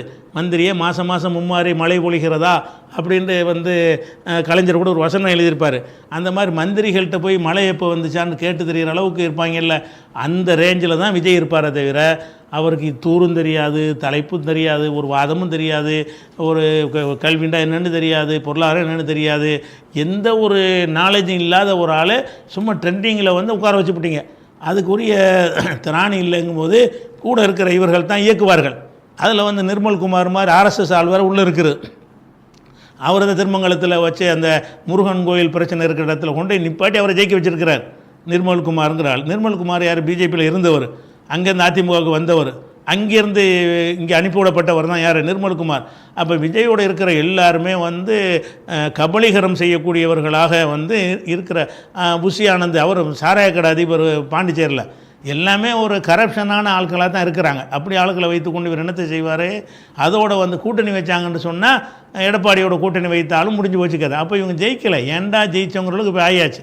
இன்னும் சொல்ல போனால் இப்போ திமுக மாத்திரம் நினச்சிச்சின்னு சொன்னால் இவங்களுக்கு மண்ணளி போட முடியும். திமுக வந்து நாங்கள் எடப்பாடியை வெளியிலிருந்து ஆதரிக்கிறோன்னு ஒரு வார்த்தை சொன்னால் போதும், முடிஞ்சு போச்சு. ஒரு பிரதமர் முதல்வர் ஆக முடியாது. திமுக வந்து நாங்கள் கூட்டணி சேர முடியாது, இவனுக்கு இவர் பரவாயில்லை அப்படின்னு நினைத்து திமுகவில் இருந்து நாங்கள் வெளியிலிருந்து அதிமுகவை ஆதரிப்போம். இந்த மாதிரி சிந்தனையற்ற கூட்டம் வருவதை விட இது பரவாயில்லைன்னு சொல்லி ஒரு அறிவிப்பு, கூட்டணி சேர முடியாது அவங்களால், ஆனால் நீங்கள் ஆட்சியில் இருங்க, உங்களுக்கு நாங்கள் வெளியே இருந்து ஆதரவு தருவோம், நம்பிக்கையில்லா தீர்மானம் வரும்போது மட்டும் உங்களுக்கு சப்போர்ட்டாக இருப்போம், மற்ற விஷயங்கள் நான் எதிர்க்கட்சியாக செயல்படுவோம் அப்படிங்கிற மாதிரி திமுக ஒரு ஸ்டாண்ட் எடுத்தாங்கன்னு சொன்னால் அதனை அவங்க யோசிக்கவும் செய்யலாம். எப்படி இவங்களோட நம்ம களமான முடியாது, ரவுடித்தனம் பண்ணுவாங்க, அடித்தடி அதில் அதுதான் செய்கிறாங்க, சட்டசபையில் அதை தான் பண்ணுவாங்க. இவங்களோட நம்ம களமாட முடியாது நினைத்து கொண்டு திமுகவில் இப்படி ஒரு முடிவு எடுத்தார்கள்னு சொன்னால் முடிஞ்சு வச்சுக்கதை. நீ ஜெயிச்சு ஒன்றும் இல்லை, இருக்கிறவன்லாம் துண்டை காணா துணியை காணு ஓடி போயிடுவாங்க. கொஞ்ச நாளில் மக்கள் தெளிவடைஞ்சிருவாங்க, இவர் நினைக்கிற அளவுக்கு ஒரு ஆட்சி அமைக்கிற அளவுக்கு வரல, இவர் கூட நம்பர் வந்தார்னு சொல்கிறமே தவிர ஆட்சி அமைக்கிற அளவுக்கு வர முடியலை இவரால் அப்படின்னு தெரிஞ்சிருச்சுன்னு சொன்னால் அதில் வந்து இன்னும் சொல்ல போனால் ஓட்டு போட்டோம்னா இப்போ கவலைப்படுவான், ஏண்டா போட்டோம்னு இப்போவே கவலைப்பட ஆரம்பிச்சிருப்பாங்க. அந்த மாதிரியான ஒரு நிலை இருக்கிறதுனால இவர் ஆட்சி அமைக்கிறதே வந்து உறுதியற்றது. முதல்ல தெரிஞ்சுக்கிறங்க, இவர் ஆட்சி அமைச்சாலும் நிற்குமாண்டா நிற்காது.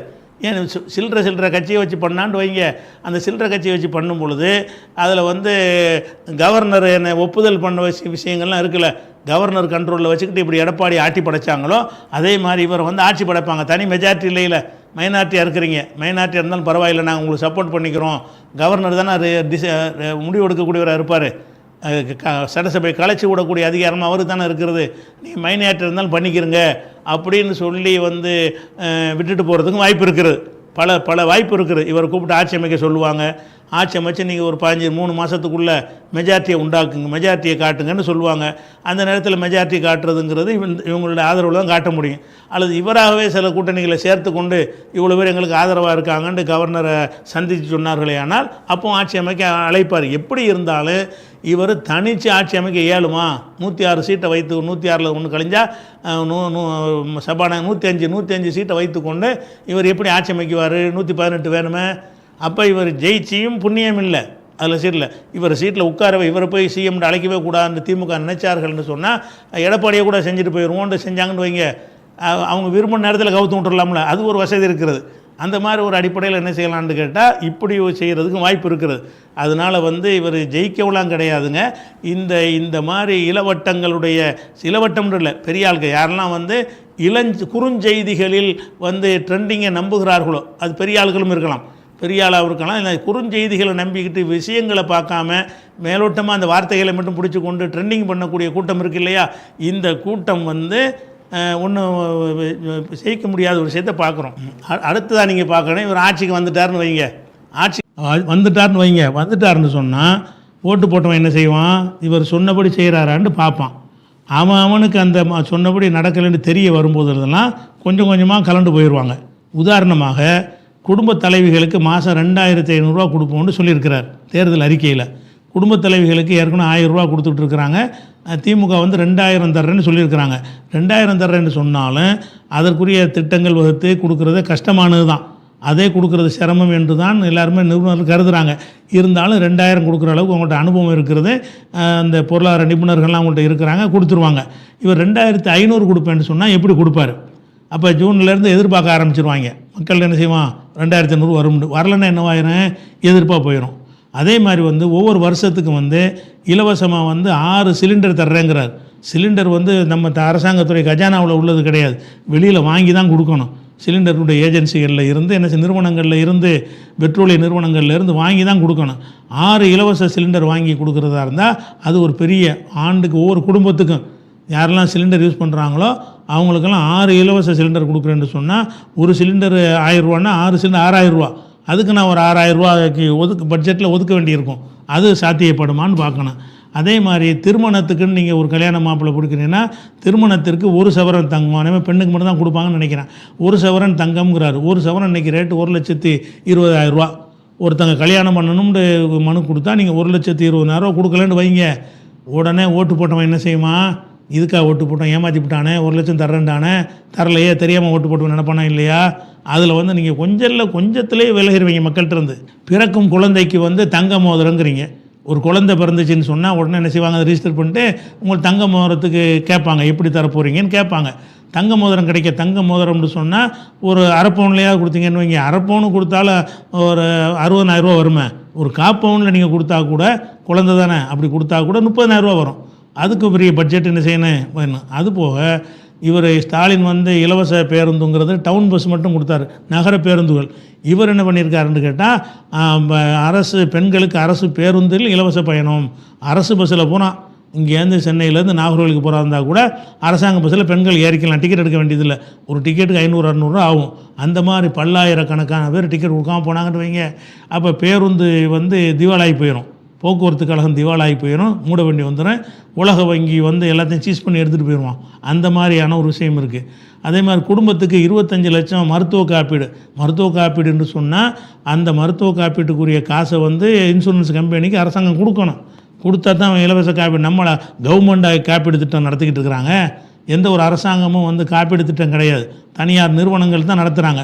அப்போ ஏதாவது ஒரு நிறுவனத்தில் போய் என்ன செய்யணும், டையப் வச்சுக்கிட்டு 25 லட்சம் ரூபாய்க்கு நீங்கள் காப்பீடு கொடுத்தீங்கன்னா அந்த 25 லட்சம் ரூபாய் நீங்கள் தானே, அதுக்குரிய பிரீமியம் யார் கட்டுறது, அரசாங்கம் தானே கட்டணும். அவ்வளோ பெரிய தொகை கொடுக்க இயலுமா? ஏற்கனவே ஒரு 4 லட்சம் வரைக்கும் இலவச கொடுத்துட்ருக்குறாங்க இன்சூரன்ஸு. அதையே நிறைய பேர் பயன்படுத்தாமல் இருக்கிறாங்க தெரியாமல். இதில் வந்து 25 லட்சத்துக்கு தர்றேன்னு சொல்லுவது வந்து அது எவ்வளோவுக்கு சாத்தியம்னு பார்க்கணும். ஆண்டுதோறும் இலவச முழு உடல் பரிசோதனை. முழு உடலை போய் பரிசோதனை வருஷம் பண்ணிகிட்டு இருப்பானா? யாரும் நோயாளி இருக்கிறான்னு அவன் தான் இப்போ பண்ணுவாங்களே தவிர வருஷம் ஒருத்தனுக்கு ஃபுல்லாக ஃபுல் பாடி செக்கப் 2000 ரூபா 3000 ரூபா பில்லு வரும். 1000 ரூபான்னு வச்சுக்கிடுவோம். அப்படி அவ்வளோ செய்ய முடியுமான்னா அது ஒரு சாத்தியம் இல்லாமல் விஷயந்தான். அதுக்கடுத்து வேலையில்லா பட்டதாரிகள் வந்து நிறைய பேர் படிச்சுட்டு வேலை இல்லாமல் இருப்பாங்க. வேலை இல்லாத அர்த்தம் என்னென்னு கேட்டால் அரசு வேலை இல்லாட்டி தான். தனியார் வேலையில் இருக்கிறவங்கள்ட்ட சொல்ல மாட்டாங்க, உங்களுக்கு கண்டுபிடிக்க இயலாது. அப்போ தனியார் வேலையில் இருக்கிறவங்களும் என்ன செய்வாங்கன்னா நான் வேலை இல்லைம்பாங்க. அப்போ வேலை இல்லாத ஆளுக்கு மாதம் என்ன செய்யணும், 4000 ரூபா நீங்கள் கொடுக்கணும் மாதம். ஒவ்வொரு இளைஞனுக்கும் 4000 ரூபா கொடுக்குறாங்க, எவ்வளோ தொகை வரும்னு பார்க்கணும். 5 லட்சம் வந்து உயர்கல்வி படிக்கிறவங்களுக்காக வேண்டி 5 லட்சம் கொடுப்போன்னு போட்டிருக்கிறாரு. அதே மாதிரி வந்து தொழில் தொடங்க 25 லட்சம் கடன். நம்ம தொழில் தொடங்குறோன்னு வைங்க, எல்லோரும் தொழில் தொடங்குறோன்னு கொடுத்தா அவன் கேட்கத்தான் செய்வான். அவங்களுக்கு 25 லட்ச ரூபா என்ன செய்கிறாங்கன்னா கடன் கொடுக்குறாங்களாம் தொழில் தொடங்க. அதுக்கப்புறம் மீனவர்கள் மீன் பிடிக்க போகாமல் ஒரு 3 மாதம் 4 மாதம் தடை இருக்குது. அந்த மாதத்துக்கு மீன் பிடிக்க போகக்கூடாது. அவங்களுக்கு என்ன செய்கிறோம்னு கேட்டால் ஒரு ஆளுக்கும் 27,000 ரூபா நிவாரணம் தர்றேங்கிறாங்க. அப்போ எத்தனை மீனவர் கொடுப்பீங்க, எவ்வளோ தொகை கொடுப்பீங்க, அதை யோசிச்சு பார்க்கணும். அதே மாதிரி வந்து நிரந்தர வீடுகள், குடிசை வீடு மாதிரி டெம்பரவரி வீடு இருக்குல்ல, அதை பூரா அப்புறப்படுத்தி விட்டு எல்லாருக்கும் நிரந்தரமான வீடு கட்டி தரப்போகிறோன்னு சொல்கிறாங்க. அதுக்கு பெரும் பல கோடிகள் அதுக்காக தேவைப்படும்.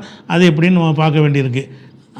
20 லட்சம் வரை கல்வி கடன் பிணை இல்லாமல் எந்த ஒரு செக்யூரிட்டியும் கொடுக்காம 25 லட்சம் ரூபா வரைக்கும் கல்வி கடன் தருவோம் அப்படிங்கிறாங்க. அப்போ கல்வி கடன் 25 லட்ச ரூபா 20 லட்ச ரூபா கொடுக்குறதா இருந்தால் அரசாங்கம் கொடுக்குமா, வங்கியிலேருந்து கொடுக்குமா? வங்கியில் தான் கொடுக்கணும். வங்கிக்காரன் வந்து பிணை இல்லாமல் ஒத்துக்குருவானா? ஒத்துக்கிருக்க மாட்டான். வங்கியில் என்ன செய்வான், அது கேரண்டி கொடு, 20 லட்சம் தரலாட்டி என்ன சொத்து அட்டாச் பண்ண ஏதாவது கேட்பான். அப்படி அட்டாச் இல்லாமல் என்ன செய்ய மாட்டான், வங்கியில் 5 லட்சத்துக்கு மேலே கொடுக்கவே மாட்டான். அப்போ 20 லட்சம் இவருக்கு தமிழ்நாட்டிலேருந்து கொடுக்க போகிறதில்ல, அது வங்கியில் தான் ஜாயின் பண்ணுவாங்க. வங்கிக்காரனுக்கு கொடுக்குறவங்க என்ன செய்வான்னு கேட்டால் செக்யூரிட்டிலாம் கேட்பான். அது சாத்தியமே படாது. அது ஒரு விஷயம் இருக்குது. அது மாதிரி முதியோர், கைம்பெண்ணு, மாற்றுத்திறனாளி இவங்களுக்கெல்லாம் வந்து அதாவது முதியோருக்கு பூரா 3000 ரூபாயாம், விதவை அவங்களுக்கு 3000 ரூபாயாம், மாற்றுத்திறனாளிகளுக்கு 3000 ரூபா தருவோங்கிறாங்க. அப்போ இந்த மாதிரி உள்ளவங்க ஒரு 5% பேராவது இருப்பாங்க ஒட்டுமொத்த மக்களில். அவ்வளோ பேருக்கு வந்து முதியோர்லாம் சேர்த்திங்கன்னா 15% இருப்பாங்க. இப்போ 3000 ரூபா கொடுக்குறாருந்தா எங்கே போய் நிற்கும் பட்ஜெட்னு யோசிங்க, சாத்தியமாண்டு. அது மாதிரி 200 யூனிட் இலவச மின்சாரம் ஏழைகளுக்குன்னு சொல்லலை. அப்போ எல்லாருக்கும் 10,000 யூனிட் ஒருத்தர் யூஸ் பண்ணால் கூட அதில் 200 கழிச்சிக்கிடுவாங்க. அப்போ ஒவ்வொரு வீட்டுக்கும் 200 யூனிட் இலவசமாக கொடுத்தாங்கன்னு சொன்னால் மின்சார வாரியம் என்ன ஆகுறது? ஏற்கனவே மின்சார வாரியம் வந்து கடனில் இருக்குது. கடன் வாங்கி தான் நிறைய திட்டங்கள்லாம் செஞ்சுக்கிட்டு இருக்கிறாங்க உலக வங்கியில். அதில் ஒரு பிரச்சனை ஏற்படும் ஒன்று. அதுக்கு அடுத்து என்னென்னு கேட்டால், ஓய்வு பெறும்போது 15 லட்சம் நிதி. ஒரு ஆள் ரிட்டையர்ட் ஆகிறோன்னு வைங்க, இதெல்லாம் வேலை செஞ்சு ரிட்டையர் சம்பாரிச்சிருப்பார், மறைவு அவருக்கு ஏன் கொடுக்கணும்? அவருக்கு ஓய்வில் இருக்கிறாருங்கிறக்கா வேண்டி 15 லட்சம். மாற்றம் நம்மால் முடியும், இது நம்மால் முடியும்னு வேற கடைசியில் முடிக்கிறாங்க. இந்த மாற்றம் வந்து நம்மால் முடியும், தமிழகம் முன்னேறும் அப்படின்னு சொல்லி அதை முடிக்கிறாங்க. முடியும்னு சொல்கிறீங்கள, இதெல்லாம் செய்வானா? செய்ய முடியுமா? முடியாதா? முடியவே முடியாது, சாத்தியமே படாது. அப்போ என்ன செய்வாங்கன்னு கேட்டால், ஒவ்வொன்றா ஃபெயிலியர் ஆகும்போது இந்த ஓட்டு போட்டவர்களுக்கு அப்போ தான் விளங்கு நம்ம தப்பு செஞ்சிட்டோம்.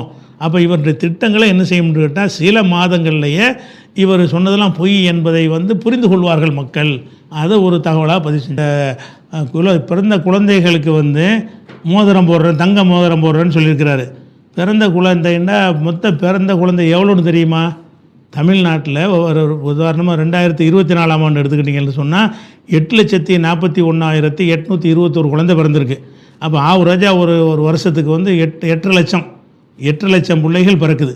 8 லட்சம் பிள்ளைகள் பிறந்துச்சின்னு சொன்னால் இதுக்கு வந்து நீங்கள் ஒரு கிராம் வைங்க, 1 கிராம் மோதிரம் போடுற குழந்தைன்னு சொல்லி 1 கிராம் மோதிரம் போட்டால் கூட அதுக்கு வந்து 1500 கோடிக்கு மேலே 1120 கோடி ரூபா வரும் இன்றைக்கி உள்ள ரேட்டுக்கு. அப்போ 1120 கோடி ரூபா வருஷம் என்ன செய்யணும், இதுக்கு ஒதுக்கணும். இந்த மோதிரம் போடுவதற்கு என்ன செய்யணும், அதுக்கு ஒதுக்கணுங்கிற வகையில் இருக்கிறது. அதாவது படித்து விட்டு வேலைக்கு இல்லாமல் அதுக்கு அந்த பயிற்சியில் இருப்பாங்க. அந்த பயிற்சி காலத்தில் இருக்கிறவங்களுக்கு வந்து சம்பளம் இருக்காது. அதுக்காக என்ன செய்கிறாங்கன்னா, நாங்கள் 5 லட்ச ரூபா கொடுப்போம் என்று அறிவித்திருக்கிறாங்க. இது எத்தனை பேர்? இதுவும் நிறைய கணிசமான மாணவர்கள் இருப்பாங்க. அப்போ இவர் சொல்லக்கூடியதெல்லாம் பல லட்சம் கோடிகளுக்கு பட்ஜெட்டை போட்டிருக்கிறார். அது நடைமுறைப்படுத்தும் போது தான் தெரிய வரும். கண்டிப்பாக மாதங்கள்லேயே எல்லாமே வெளுத்து போயிடும். இவர் சொல்லக்கூடிய எல்லாமே பொய், நம்ம ஏமாந்துட்டோம் என்பது மக்கள் உணர்ந்து கொள்வார்கள் என்பது. அதே மாதிரி வந்து விவசாயிகளுக்கு ஆண்டுக்கு 15,000 ரூபா உதவி தருவோம். ஒவ்வொரு விவசாயிக்கு என்ன செய்கிறது, 15,000 ரூபா தருவோங்கிறாரு. பயிருக்கு வாங்கின கடன்லாம் தள்ளுபடி பண்ணுவேங்கிறாரு. இது மாதிரியான விஷயம் வந்து நிறைய விஷயங்கள் இருக்குது. இதெல்லாம் செய்ய முடியாத காரியங்கள்லாம் செய்கிறாரு. இதெல்லாம் வரும்போது என்ன ஆகுன்னு கேட்டால், கடைசியில் நொந்து போயிடுவாங்க. இவர் கூட்டணி ஆட்சி தான் அமைக்க முடியும். அந்த கூட்டணி ஆட்சியிலையெல்லாம் இதையெல்லாம் செய்கிற அளவுக்கு இவருக்கும் திறமை கிடையாது. இவரோட உள்ளவர்களும் பொருளாதார நிபுணர்கள்லாம் கிடையாது. அப்படிலாம் செய்ய முடியாது. என்னதான் நிபுணர்களாக இருந்தாலும் அது சாத்தியப்படாது. நம்ம தமிழ்நாடு கடனில் மூழ்கி கிடக்கும் பொழுது திறமையான ஒரு அரசாங்கமாக இருந்தால் ஒரு மாதிரி அதை தடுமாறி சமாளிச்சிட முடியும். இவங்களுக்கு அந்த ஒரு கெப்பாசிட்டி கிடையாது என்கிற ஒரு விஷயத்தையும் பார்க்குறோம். அதனால் இந்த விஷயத்தில் வந்து அவர் ஜெயிச்சார்னு சொல்வதை விட ஏன் ஜெயிச்சோங்கிற அளவுக்கு இப்போ ஆகியிருக்கிறாங்க. இன்றைக்கி இவ்வளோ 106 சீட்டு வந்து ஆட்சி அமைக்கிறதுக்கு வந்து யாரை கேட்க வேண்டியிருக்கு? காங்கிரஸை கெஞ்ச வேண்டியிருக்கு, விடுதலை சிறுத்தையை கெஞ்ச வேண்டியிருக்கு, கம்யூனிஸ்ட்டை கெஞ்ச வேண்டி இருக்கிறது, கடைசியாக எடப்பாடி காலில் விழ வேண்டி இருக்கிறது. எல்லா பக்கம் பேச்சுவார்த்தை நடந்துக்கிட்டு இருக்கிறது. எடப்பாடியே கிடைச்சிட்டாருன்னா லட்டு மாதிரி ஒரே பேச முடிஞ்சிடும். ஒவ்வொருத்தரையும் சேர்க்க தேவையில்லை. பிஜேபி பண்ணிட்டு சேர்க்க மாட்டாங்க. என்கிட்ட அந்த மக்கள்கிட்ட ஒரு நடிக்கிறதுக்காக எங்களுக்கு தொடர்பு இல்லைன்னு காட்டணும்ல. பிஜேபி இல்லாத எல்லா கட்சிகளும் என்ன செய்ய, பிஜேபி ஒன்று தானே, அது கூட பிஜேபி கூட ஜெயிக்கலை, அது பெருசாக அவங்களுக்கு உதவாது. அதனால் வந்து இந்த விஷயத்தில் வந்து அந்த திமுக வரலைங்கிறதுக்காக நம்ம கலங்கம்லாம் தேவை கிடையாது. இது வந்து அவங்க நல்லா வேலை பண்ணியிருக்கிறாங்க. அவங்க செஞ்ச வேலைக்கு உரிய வாக்கு கிடைச்சிருக்கு. ஆனால் ஒரே ஒரு விஷயம், இந்த திராவிட முன்னேற்ற கழகத்தை பொறுத்த வரைக்கும் அவங்க ஒரு மிஸ்டேக் பண்ணியிருக்கிறாங்க. என்ன மிஸ்டேக்குன்னு கேட்டால், அவங்க இந்த வயசான ஆளுக்கு இருக்காங்கல்ல, அந்த கூட்டங்கள்லாம் திமுகவை புரிஞ்சவங்களாம் இருப்பாங்க, நடுத்தர வர்க்கம்லாம் இருப்பாங்க. அதே நேரத்தில் வந்து எல்லா இதுலேயும் மாணவர் அணி என்று மாணவர் அமைப்புன்னு ஒன்று இருக்கணும். அந்த மாணவர் அமைப்பு இவங்கள்ட்ட இருந்துச்சுன்னு சொன்னால் அவன் தான் இந்த மாதிரி போய் விடக்கூடியவனாக இருப்பான். இந்த ஜென்ஸு கூட்டத்தில் அவனாக தான் இருப்பான். அந்த மாதிரி கூட்டங்களை வச்சு அவனுக்கு ஒரு தலைவராக்கி அப்படி ஒரு இதை செஞ்சுருந்தாங்கன்னு சொன்னால், பலப்படுத்தியிருந்தாங்கன்னு சொன்னால் இந்த இதில் இன்னும் கொஞ்சம் பேரை வென்றெடுத்து இருக்க முடியும். ஆனால் மாணவர் அணி யாருன்னு பார்த்தா இளைஞர் அணி மாணவர் அணிலாம் யார்? ஸ்டாலின், உதயநிதி மாணவரா? அவர் பேரம்பேத்தி எடுக்க போகிறார். பேரம்பேத்தி எடுக்கிற ஆளையெல்லாம் இளைஞர்னு வைத்துக்கொண்டு இப்படி செய்கிறீங்க. மாணவர் என்ன மாணவராக இருக்கணும். 20 பையனை போடு, அவனுக்கு ஒரு பொறுப்பை கொடு. ஒரு ஊரில் அவனுக்கு போட்டேன்னு சொன்னால் அவர் 10 பேரை போட்டேன்னா அந்த 10 பேர் வேலை செய்வான். அந்த சின்ன வயசு மக்கள்கிட்ட போய் வென்றெடுப்பான். அப்போ முதல்ல இப்படி இளைஞரணின்னு கலைஞர் இருந்த காலத்தில் ஸ்டாலின் இளைஞராக இருந்தார்ல, அப்போ இளைஞரணி உண்டாக்கி இந்த ஒரு ஜெனரேஷனை திமுகவுக்கு ஒரு சார்பானவர்களாக உண்டாக்கினார்களோ அந்த மாதிரி செய்வதாக இருந்தால் அந்த இளைஞரைத்தானே இளைஞரணிக்கு போடணும். இளைஞர் வந்து தன் மகனுக்கு தான் வரணும்னு நினைக்கிறாங்களே தவிர இளைஞர்கள்னு ஒரு கூட்டம் வரணும். அவன் தான் இல்லை நீ உன்கிட்ட அரவணைப்பு இல்லைன்னா என்கிட்ட எங்கே அங்கீகரிக்கணும் அங்கே தானே போவான். திமுகவில் நமக்கு என்ன வேலை ரோல் இல்லைன்றப்போ என்ன செய்வான்? எங்கே ரோல் இருக்குது அங்கே போயிடுவான். இந்த விசில் அடிக்கிறதுல போனால் ஒரு ரோல் கிடைக்கும் நமக்கு ஏதாவது, அதில் போனால் நம்ம அங்கீகரிக்க மாட்டாங்க, அந்த இடத்த வேறு ஒருத்தன் பிடிச்சிக்கிட்டு இருக்கிறான் அப்படின்னு நினைத்தார்கள் என்று சொன்னால் வராது. அப்போ இனியாவது திராவிட முன்னேற்ற கழகம் அதிமுக 2 பேருக்குமே நம்ம சொல்கிறோம், நீங்கள் வந்து மாணவர் அணி இளைஞர் அணி என்பது இளைஞர்களை கொண்டு உண்டாக்குங்க. இளைஞர்களை கொண்டு அந்த இளைஞர் அணியை உண்டாக்குனீங்கன்னு சொன்னால் அதிகமான பேர் இந்த ஜென்ஸு கூட்டத்துக்கு போகிறதுக்கு காரணம் என்னென்னு கேட்டால் பெரிய பெரிய கட்சிகள் உனக்கு அங்கீகாரம் கிடைக்காது. இளைஞரணின்னு நம்ம சொல்லிட்டு வர முடியாது. இளைஞரணின்னு 50 வயசுக்காரனை போட்டு வச்சுக்கிறிய, 50 வயசுக்காரன் இளைஞரண்டு போட்டிங்கன்னா அதில் போய் இந்த 20 வயசுக்காரன் எப்படி சேருவான்? அவனுக்கு என்ன அங்கீகாரம் கிடைக்கும்? அப்போ சின்ன பசங்கள் இருக்கிறாங்கள 20 கீழே உள்ளவனை வென்றெடுக்கிறதா இருந்தால் அந்த ரேஞ்சில் உள்ளவர்களையே போட்டு என்ன செய்யணும்? அதுக்கு அதனுடைய பொறுப்பாளர்னு யாராவது அதை ஒரு மந்திரி கூட போட்டு விடுங்க, பொறுப்பாளர்னு போட்டுக்கிறங்க. ஆனால் இந்த இளைஞர்கள் விஷயத்தை இவங்க கொண்டு வென்றெடுக்கவே இல்லை. அந்த இளைஞர் அவன் பதில் சொல்லுவான். இதே மாதிரி இந்த ஜென்ஸு கூட்டத்தில் அவன் மாணவரை நீங்கள் ஒழுங்காக உண்டாக்கி இருந்தீங்க என்று சொன்னால் அந்த ரேஞ்சுக்கு மக்கள்கிட்ட போயிருக்கேன். அப்படி ஒரு கூட்டம் இருக்கிறது இவங்க கண்டுக்கிறவே இல்லை. இவங்க யாருக்கு போகிறாங்க?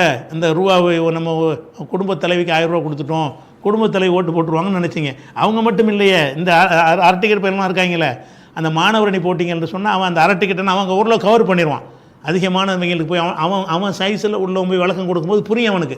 நீங்கள் போய் விளக்கம் கொடுத்தா கேட்க மாட்டான். அந்த ரேஞ்சில் உள்ளவங்க போய் என்னடா மாற்றம் வேணுங்கிற, என்னடா இப்போ நடந்து போச்சு, அவர் எப்படி அதை தருவாருன்னு சொல்லி அப்படி கொஞ்சம் பேச்சுவார்த்தை நடத்தி அங்கே உள்ள இளைஞர்கள்லாம் கலட்டி எடுக்கிறதா இருந்தால் இளைஞரணி முதல்ல யார்ட்டையுமே இல்லையே, எல்லா இளைஞரணியும் 50 வயசு ஆளுகளை இளைஞர்னு போட்டு வச்சுக்கிறீங்க. அதை வந்து நீங்கள் மாற்றி அமைச்சிங்க என்று சொன்னால் அதுலேயும் என்ன செய்யலாம் இன்னும் எதிர்காலத்தில். அதனால் ஒன்றும் பின்னடைவோலாம் எடுத்துக்கிற தேவையில்லை. அது வந்து இதுதான் நடக்கும். இந்த மாதிரி ஜென்ஸு கூட்டத்தை கொண்டு ஒரு பெரிய புரட்சியே தான் ஏற்படும்.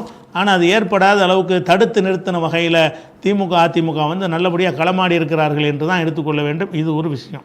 அடுத்தது இன்னொரு விஷயம் இருக்குது. என்னென்று கேட்டால் இதெல்லாம் உருவகங்கள் தான், இதெல்லாம் ஒரு கருத்து ரீதியான உருவகங்கள். இப்போ வந்து இந்த திமுக வந்து இப்போ இருக்கிறதுலையே கூட்டணியில் உள்ளவர்களை வந்து திமுக ஒழுங்காக நடத்தி இருந்தாலும், கூட்டணியில் உள்ளவர்கள் ஒழுங்காக செயல்பட்டு இருந்தாலும் இதை விட இன்னும் கொஞ்சம் ரேஷியோ அதிகமான இடத்துல வந்து 100க்கு மேலே அவர்கள் வந்திருக்க முடியும், வாய்ப்பு இருந்தது. அதெல்லாம் கெடுத்தது என்னென்னு சொன்னால் கூட இருந்து குளிபறிக்கக்கூடிய ஒரு வேலைகள் நடத்தினாங்க. இப்போ காங்கிரஸோட கூட்டணி இருக்கிறீங்க, காங்கிரஸுக்காரங்க என்ன செஞ்சாங்க? கூட்டணி வர்ற அந்த ஆட்சியில் பங்கு வேணும், கூட்டணிக்கு வர்ற அந்த ஆட்சியில் பங்கு வேணும்னு கொளுத்தி போட்டாங்க. இது ஆட்சியில் பங்கு இல்லாமல் தான் கூட்டணி இது வரைக்கும் இருக்கிறாங்க. ஆட்சியில் பங்கு வேணும்னு காங்கிரஸுக்காரங்க நினைஞ்சாங்க, இஷ்யூ ஆக்கி அவன் வந்து இப்போ கூட்டணியில் ஆட்சி தர்ற இடத்துல தான் நாங்கள் சேருவோம் அப்படிங்கிற மாதிரி பகிரங்கமாக அறிக்கை விட்டாங்க. திமுக எங்களை ஏமாத்துது அப்படின்னு சொல்லி. ஆட்சியில் பங்கு எப்படி கேட்குறது? ஆட்சியில் பங்கு கேட்குறது மாதிரி பைத்தியக்காரத்தனை ஏதாவது இருக்கா? திருமாவளவன் கூட கேட்டிருக்கிறார் ஆட்சியில் பங்குன்னு. ஆட்சியில் பங்கு என்பதை என்னன்னு கேட்டால் அவங்களுடைய மெஜாரிட்டி அவங்களுக்கு இல்லாமல் உங்கள் தயவில் அவங்க ஆட்சி பண்ண வேண்டி வந்தால் தான் பங்குன்னு கேட்கலாம். 118 இடம் அவங்களுக்கே கிடைச்சிரு சொன்னால் அவன் பங்கு கொடுக்குறான். ஆட்சியில் பங்கு ஏன்னா எங்களை கொண்டு தான் அவன் ஜெயிச்சாங்கிறாங்க. கேட்டால் எங்களை கொண்டு தானே அவங்க ஜெயித்தாங்க அப்படிங்கிறான். அடையா அவங்கள கூட நீ ஜெயிச்ச, நீ ஒரு 10 சீட்டு இருக்கிறேன்னு சொன்னால் நீ மட்டும் 2 ஜெயிச்சிருவியா? அதுக்கு அது கணக்கு சரியாக போச்சே. உன்னுடைய ஆதரவை கொண்டு திமுக ஜெயிச்ச மாதிரி திமுக ஆதரவை கொண்டு நீ 10 சீட்டு ஜெயிச்சில. அப்போ நீ 10 சீட்டு ஜெயிப்பதற்கு அவங்க ஓட்டு கணக்கு சரியாக போச்ச மாதிரி ஆட்சியில் பங்குன்னு தனியாக கேட்குற. அப்போ இந்த காங்கிரஸ்காரன் என்ன பண்ணான்னு கேட்டால் நல்லா போய்கிட்டு இருந்த அந்த உறவை வந்து விரிசலை ஏற்படுத்துகிறான். நல்லபடியான உறவு இருந்தால் தான் இறங்கி களத்தில் வேலை செய்வாங்க. இவங்க காங்கிரஸ்காரன் ஒவ்வொருத்தன் பேசின பேச்சுக்கள் என்னவா இருக்குன்னு கேட்டால் அந்த ஒரு நம்பிக்கையின்மை ஏற்படுத்துகிற மாதிரி. இனிமேல் திமுகவை நம்ம ஆதரிக்கக்கூடாதுங்கிற மாதிரி கருத்தை காங்கிரஸை விதைக்கிற மாதிரி அப்படியான ஒரு கருத்தை நினைஞ்சாங்கன்னா பகிரங்கமாகவே பேசுகிறாங்க. அதெல்லாம் உள்ளுக்குள்ளே ஆட்சியில் பங்குன்னு கேட்டால் கூட பரவாயில்ல, அதுவும் கேட்கக்கூடாது. ஆட்சியில் பங்கு எப்படி கேட்பீங்க? அவங்களுக்கு தனி மெஜாரிட்டி இருந்தால் என் ஆட்சியில் பங்கு தர்றாங்க. கேட்டால் என்ன செய்கிறாங்க? எங்கள் தயவுல தான் ஒரு சீட்டு வந்தாருங்கிறாங்க. கேட்டால் நீ வந்த சீட்டு அவங்க தயவுல வந்த, இந்த காங்கிரஸுக்காரன் தனியாக போட்டிருந்தா அந்த சீட்டு வந்திருக்குமா உனக்கு? அதில் விடுதலை சீட்டில் தனியாக போட்டிருந்தா உனக்கு இந்த சீட்டு கிடச்சிருக்குமா? எங்கள் தயவுல தான் அவங்க வந்தாங்கன்னா அதுக்கு தான் கணக்கு சரியாக போச்சே. அவங்க ஓட்டை கொண்டு நீ கொஞ்சம் ஜெயிச்சே, உன் ஓட்டை கொண்டு அவங்க கொஞ்சம் ஜெயித்தாங்க, கணக்கு நேரம் ஆயிடுச்சு. ஆட்சியில் பங்குன்னு எப்படி கேட்பீங்க? அப்போ ஆட்சியில் பங்குன்னு கேட்கும்போது என்ன ஆகுன்னு கேட்டால் அது யாரும் கொடுக்க மாட்டாங்க. தமிழ்நாட்டில் வழக்கமே கிடையாது. முதல் தடவை இப்போ தான் ஆட்சியில் பங்கு வரப்போகுது. ஏன்னா இவர் ஆரம்பமாக ஆரம்பித்து வச்சார், அது மாதிரி இறைவன் அமைச்சு கொடுத்துட்டான். ஆட்சியில் பங்கு தருவோன்னு தான் முதல் மாநாட்டில் சொன்னார் விஜய். இப்போ ஆட்சியில் பங்கு கூடுறான்னு பாக்கிவிட்டான். இந்த ஆட்சியில் பங்கு இந்த கூட்டணிங்கிறது தமிழ்நாட்டு இது வரைக்கும் இல்லாத ஒன்று.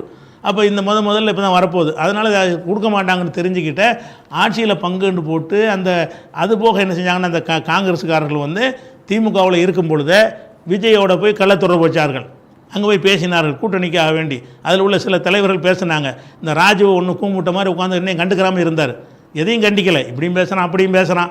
காங்கிரஸாக இது 2 கட்சியாக தான் இருந்துச்சு. அது அப்படி இருந்து கடைசியாக என்ன ஆச்சுன்னு சொன்னால் அவங்க வந்து கூட்டணியில் சேரும் பொழுது என்ன ஆகுதுன்னு கேட்டால், இந்த தேர்தல் பேச்சு நடந்திருக்கிற காலத்திலேயே அதிகமான திமுகவினருக்கு காங்கிரஸ் மேலே வெறுப்பு ஏற்பட்டு போச்சு. அதிகமான காங்கிரஸாருக்கு வந்து திமுக மேலே வெறுப்பட்டு போச்சு. அதுக்கு பிறகு நீங்கள் கூட்டணி போட்டிகள்னு சொன்னால் திமுககாரன் என்ன செய்வான்? காங்கிரஸ் வரக்கூடாதுன்னு வேலை செய்வான். காங்கிரஸுக்காரன் என்ன செய்வான்? திமுக வரக்கூடாதுன்னு வேலை செய்வான்.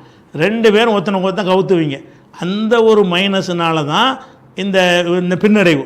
இந்த 25 இடத்துல போட்டிக்கிட்டு 5ல் ஜெயிச்சிருக்கிறாங்கல்ல காங்கிரஸு. அந்த 5ல் ஜெயிக்க 28 போட்டிட்டு 5 ஜெயிச்சிருக்கிறாங்கல்ல. 5 ஜெயிச்சதுக்கு பதிலாக இன்னொரு 15 ஜெயிச்சிருக்கலாம். திமுக முழுசாக வேலை செய்ய மாட்டாங்க. என்னடா இவங்க இப்படி நம்மளுக்கு குடைச்சல் கொடுக்குறாங்க, இவங்களுக்கு எதுக்கு நம்ம ஜெயிக்க வைக்கணும், அப்படி இவங்க ஜெயிக்க வைக்கணும்னு நினச்சிக்கலன்னு சொன்னால் இன்னொருத்தன் ஜெயிச்சிருவான்ல. சரியாக வேலை செய்யலைன்னு சொன்னால் அந்த வரக்கூடிய ஓட்டுகளை கொண்டு சரியாக சேர்க்கலைன்னு சொன்னால் அவன் ஜெயிக்கக்கூடிய வாய்ப்பு இருக்கிறது. அதே மாதிரி காங்கிரஸாரும் திமுகவினரும் 2 பேருமே இந்த பிரச்சனை ஏற்பட்ட காரணத்தினால உளப்பூர்வமாக வேலை செய்யலை. அதிகமான திமுககாரர்கள் வந்து காங்கிரஸுக்கு மனப்பூர்வமாக வேலை செய்ய மாட்டார்கள். அதே மாதிரி அதிகமான காங்கிரஸார்கள், இந்த கருத்தில் உள்ள காங்கிரஸார்கள் வந்து திமுகவுக்கு வேலை செய்ய மாட்டார்கள். அப்போ அது இல்லாமல் இருந்திருக்குமே. ஆனால் இப்போ 73 74 இருக்கிற ஸ்டாலின் வந்து ஒரு 85க்காவது வந்திருப்பார், 90க்காவது வந்திருப்பார். அதே மாதிரி வந்து விடுதலை சிறுத்தைகள் அவர் திருமாவளவன் வந்து அவர் என்ன செஞ்சார்? இதே ஆட்சியில் பங்குன்ற மாதிரி கொஞ்ச நாள் பேசிகிட்டு இருந்தார். அதை கொளுத்தி போட்டு இந்த ஆதுவர்ஜினா கட்சியில் சேர்ந்ததுக்கு பிறகு தான் அதை கொளுத்தி போட்டாங்க. அதுக்கு பிறகு ஆட்சியில் பங்குங்கிறது எங்களோட ஆரம்ப கால கொள்கை. உன் கொள்கையாக இருக்கலாமையா? அவனுக்கு கொள்கையாக இருக்கணும்ல. பெரிய கட்சிக்காரன் நினச்சா தான் ஆட்சியில் பங்கு தருவான். அப்போ ஆட்சியில் பங்குங்கிறது எங்களுக்கு வேணும்னு சொல்லி கேட்டாங்க. அதில் என்ன ஆகுதுன்னு கேட்டால் அந்த விசிகாக்காரனுக்கெலாம் என்ன மனசில் வந்துடும், நம்ம ஜெயிச்சு அவனை போய் மந்திரி ஆக்குறோம், நம்ம இதுக்கு வேலை செய்யணும், நமக்கு மந்திரி ஆக்க போகிறாங்களா அப்படின்னு நினைக்கிறானே தவிர, நீ மந்திரியாக வேணாடா உனக்கு சீட்டு கிடைக்குமா? அது உனக்கு எப்படி கிடைச்சி? உனக்கு எப்படி 8 சீட்டு 5 சீட்டில் ஜெயிச்சு வர்றான்னா உன் தெய்வில் ஜெயிச்சியா, திமுக தெய்வில் ஜெயிச்சியா? அது மாதிரி தான் அவன் தெய்வம் உனக்கு இருக்குது, உன் தெய்வம் அவனுக்கு இருக்கிறது. 2 பேருமே ஒருத்தர் சார்ந்து இருக்கும் பொழுது இதே காங்கிரஸுடைய விளையாட்டை ஆட்சியில் பங்குன்னு கேட்குறாங்க. எப்படி ஆட்சியில் பங்கு கேட்பீங்க? ஆட்சியில் பங்குன்னு சொன்னால் அவன் மைனாரிட்டியாக இருந்தால் தன்னால் ஆட்சியில் பங்கு வரும். திமுக வந்து இதேமாதிரி விஜய் மாதிரி 100 இடத்துல ஜெயிச்சார்னு சொன்னால் நீ ஒரு 10 இடத்துல ஜெயிச்சா உன்னை கூப்பிட்டு ஆட்சியில் பங்கு தரேன்னு கூப்பிடுவார். அவனே 118 இடத்துல ஜெயிச்சிருந்தா உன்னையும் கூப்பிட போகிறான். இதானே யதார்த்தமான ஒரு விஷயம். போன தடவை பிஜேபி ஆட்சி அமைச்சாங்க, தனி ஆட்சியில் அமைச்சாங்க, கூட்டணியில் ஏதாவது பங்காக கொடுத்தாங்க. இந்த தடவை மைனாரிட்டியாக போனாங்க, கூட்டணிக்கு நிதிஷ்குமார் இவங்கள சந்திரபாபுலாம் சேர்த்து அவங்களுக்கு ஆட்சியில் பங்கு கொடுத்துருக்குறாங்க. மைனாரிட்டியாக போனால் தான் கொடுப்பாங்களே தவிர இல்லாட்டி கொடுக்க மாட்டாங்க. சாதாரண பொதுவான புரிதல் இது பொதுவாக புரிஞ்சிக்கிட்டு இருக்காமல் அப்படி மனசில் இருந்தால் கூட வச்சுக்கிட்டு இருக்காமல் இதை ஒரு கருத்துருவாக்கமாக உண்டாகுமோ என்ன ஒன்று கிட்ட திமுக காரனுக்கு இவங்க ஆட்சி பங்குறேன், இவங்களை காலி பண்ணணும். அது மாதிரி இவனுக்கு என்ன செய்யும்? நமக்கு ஆட்சி தராமல் இவங்களுக்கு ஓட்டு போடணுமா? அப்போ 2 பேரும் ஒருத்தன் கவுத்துற மாதிரி போகணும். என்ன ஒன்று கேட்டால் விசிகா காரன் திமுகவுக்கு வேலை செய்யலை, திமுக காரன் விசிகாவுக்கு வேலை செய்யலை மனப்பூர்வமாக. அப்போ அதில் கொஞ்சம் குறையுமா இல்லையா? இவனுடைய அதனால் 8 சீட்டு வாங்கி 2 ஜெயிக்கிறீங்க. இந்த குழப்பத்தை பண்ணாமல் 8 ஜெயிச்சிருப்பீங்கல்ல. இவங்களுக்கு ஒரு 8 சீட்டு கூட கிடச்சிருக்குமா இல்லையா? அதே மாதிரி வந்து அவர் என்ன செஞ்சாருன்னு கேட்டால் சீட்டு பேரம் விஷயத்தில் வந்து ஒரு 8 சீட்டு கொடுத்தாங்களா, அதில் வந்து மனக்குறை இருக்குங்கிறது பகிரங்கமாக பேசுகிறார். மனக்குறை இருந்தாலும் தேர்தல் முடிஞ்சு பேசியிருக்கலாம்ல. உனக்கு மனக்குறை இருக்கலாம், மனக்குறை இருக்கிறத பற்றி இன்னொருத்தன் தீர்மானிக்க முடியாது, நீ தான் தீர்மானிக்கணும். ஆனால் மனக்குறை இருக்குங்கிற எப்போ சொல்கிறது? எலெக்ஷன் நேரத்தில் சொல்கிறதா? எங்களுக்கு மனக்குறை இருக்குது, எங்களை ரொம்ப அவமானப்படுத்தினாங்க, ரொம்ப இன்சல்ட் பண்ணாங்க, எங்களுக்கு மரியாதை இல்லை, அப்படியா இப்படியாங்கிற விஷயங்கள்லாம் நடந்து இருக்கும் என்று சொன்னால் அதை நீ என்ன செய்யணும்? அதை விட்டு வெளியேறியா வந்திருக்கணும். அதில் இருந்தேன்னு சொன்னால் சொல்லாமல் இருந்திருக்கணும். சொல்லாமல் இருந்தீங்கன்னு சொன்னால் 2 பேர் வேலை செஞ்சுருப்பாங்க. திருமாவளவன் நினைச்ச தேர்தல் முடிஞ்சவொடனே எங்கள் விடுதலை கட்சிக்காரங்களே திமுகவுக்கு வேலை செய்யலைங்கிறார். அதே மாதிரி தான் திமுககாரன் உனக்கு வேலை செய்யலை, அதனால் 6 இடத்துல அடிபட்டு போச்சு. அப்போ நீங்கள் நீங்களும் அந்த வேலை ஆர்வமாக வேலை செய்யலைன்னு சொன்னால் என்ன காரணம்? இந்த சங்க காலத்தையே வாழ்ந்துக்கிட்டு இருக்கிறீங்க. நீ வேலை செய்யலைங்கிறது அவனுக்கு ஒன்று அடுத்த நிமிஷம் அவனுக்கு போயிடும். அந்த மாவட்ட இங்கே சொல்லிடுவான். அவன் என்ன செய்வான்? உனக்கு வேலை செய்யாமல் ஆகிற வேலையை செய்வான். இந்த மாதிரியான பரஸ்பரம் தான் இது. பரஸ்பரமாக 2 பேரும் ஒருத்தருக்கு ஒருத்தர் கவுத்துற வேலையை பார்த்தீங்களா? அதனால் இவருக்கு 8 சீட்டு 8க்கு 6 போயிடுச்சு. அதுக்கு நிகரானது திமுகவுக்கும் போய்விட்டது.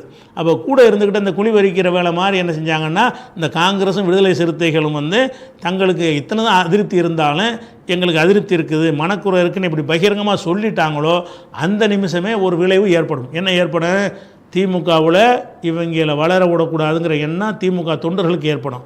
பிசிகாவில் காங்கிரஸ் உள்ளவனுக்கு திமுக வர விடக்கூடாது, நமக்கு ஆட்சி பங்கு இல்லாமல் இவன் என்ன ஜெயிக்கிறது, கம்மியாக ஜெயிச்சா நம்மளை கூப்பிட்டு ஆட்சிக்கு பங்கு தருவாங்க, அவங்கள கம்மியாக ஜெயிக்க வைக்கணும் அப்படின்னு சொல்லி காங்கிரஸுக்காரனுக்கு வரும். அப்போ 2 பேரும் சேர்ந்துக்கிட்டு கள்ள வேலை பார்த்தீங்கன்னா அது கூட்டணியா? 2 பேரும் சேர்ந்து திருட்டு வேலை பார்த்தீங்கன்னா அது கூட்டணியாக இருக்குமா? அப்போ இந்த பின்னடைவுக்கு முக்கிய காரணம் காங்கிரஸும் விடுதலை சிறுத்தைகள் தான். அவங்க இந்த மனக்குறைகளை மனசோடு வைத்துக்கொண்டு தேர்தல் ஒன்று வெளியே வந்திருக்கணும். உள்ளே இருந்தீங்கன்னு சொன்னால் மனக்குறையை காட்டாமல் தான் ஜெயிக்க முடியும். நீங்கள் காட்டக்கூடிய மனக்குறை 2 பக்கத்து மக்கள்கிட்டையும் பாதிப்பை ஏற்படுத்தும். பாதிப்பை ஏற்படுத்துச்சுன்னா உளப்பூர்வமாக அவங்க என்ன செய்ய மாட்டாங்க? வேலை செய்ய மாட்டாங்க. அந்த மாதிரி நடந்த காரணத்தினால தான் விடுதலை சிறுத்தைகளும் திமுகவுக்கு சரியாக வேலை செய்யவில்லை என்பதை அவர் திரும்ப ஒத்துக்கிறார். அதே மாதிரி அதுக்கு நிகராக இவங்களும் வேலை செய்யலை, நமக்கே தெரியும். அதனால் 6 அடிபட்டு போனது. அந்த மாதிரியான ஒரு அடிப்படையில் இருக்க முடியுது. இது ஒரு இல்லைன்னா 100 இடத்துக்கு மேலே திமுக வந்திருக்கும். விஜய்க்கு நீக்கோலாக வந்திருப்பாங்க. இந்த 2 பேர் ஒழுங்காக செஞ்சுருந்தாங்கன்னு சொன்னால். அது போக ஸ்டாலின் பண்ண வேலை இருக்குல்ல, அது முக்கியமான ஒரு காரணம். ஸ்டாலின் என்ன செய்கிறாருன்னா, அவர் ஒரு பெரிய கட்சியாக இருக்கார்ல, பெரிய கட்சி பெரிய கூட்டணி இருக்குல்ல, அந்த கூட்டணி இருக்கும் பொழுது கூட்டணியில் இருக்கிற மக்கள் அவருக்கு எப்படி எடை போடுறாருன்னு கேட்டால், இவங்களுக்கு வேறு வழி இல்லை. திமுகவில் இருந்தாங்களே கூட்டணியில், கம்யூனிஸ்ட்டு அதிமுகவுக்கு போக முடியுமா? அதிமுக பிஜேபியோடு இருக்கிறான், பிஜேபியோடு இல்லாட்டி கூட போயிடுவாங்க. அப்போ கம்யூனிஸ்டுக்காரங்களும் என்ன செய்ய மாட்டாங்க? நம்மளோடு போக மாட்டாங்க. விடுதலை சிறுத்தைகளும் அங்கே போய் சேர முடியுமா? பிஜேபி கூட்டணியில் அவங்களும் போக மாட்டாங்க. அப்படின்னு நினைத்து கொண்டு அந்த கூட்டணியில் உள்ள ஆட்களை எல்லாம் ரொம்ப இன்சல்ட் பண்ணார். கம்யூனிஸ்டுகளுக்கெல்லாம் தொகுதியை குறைச்சார். ஏற்கனவே என்ன இருந்துச்சு அந்த தொகுதியாக கொடுக்கணும்ல. ஏற்கனவே ஜெயிச்சு வந்திருக்கிறீங்க, உங்களோட கூட்டணியில் இருக்கிறாங்க, என்ன பிரச்சனை வந்தாலும் திமுக ஆட்களை போலவே அவங்க செயல்பட்டாங்க. அப்படி இருக்கும் பொழுது அப்படி விசுவாசமாக இருந்த அந்த கூட்டணி கட்சியில் கம்யூனிஸ்டில் உள்ளவர்களுக்கு ஏற்கனவே கொடுத்த தொகுதியை விட குறைக்கிற நியாயமா? குறைக்கும்போது என்ன ஆகும் மனசுக்குள்ளே?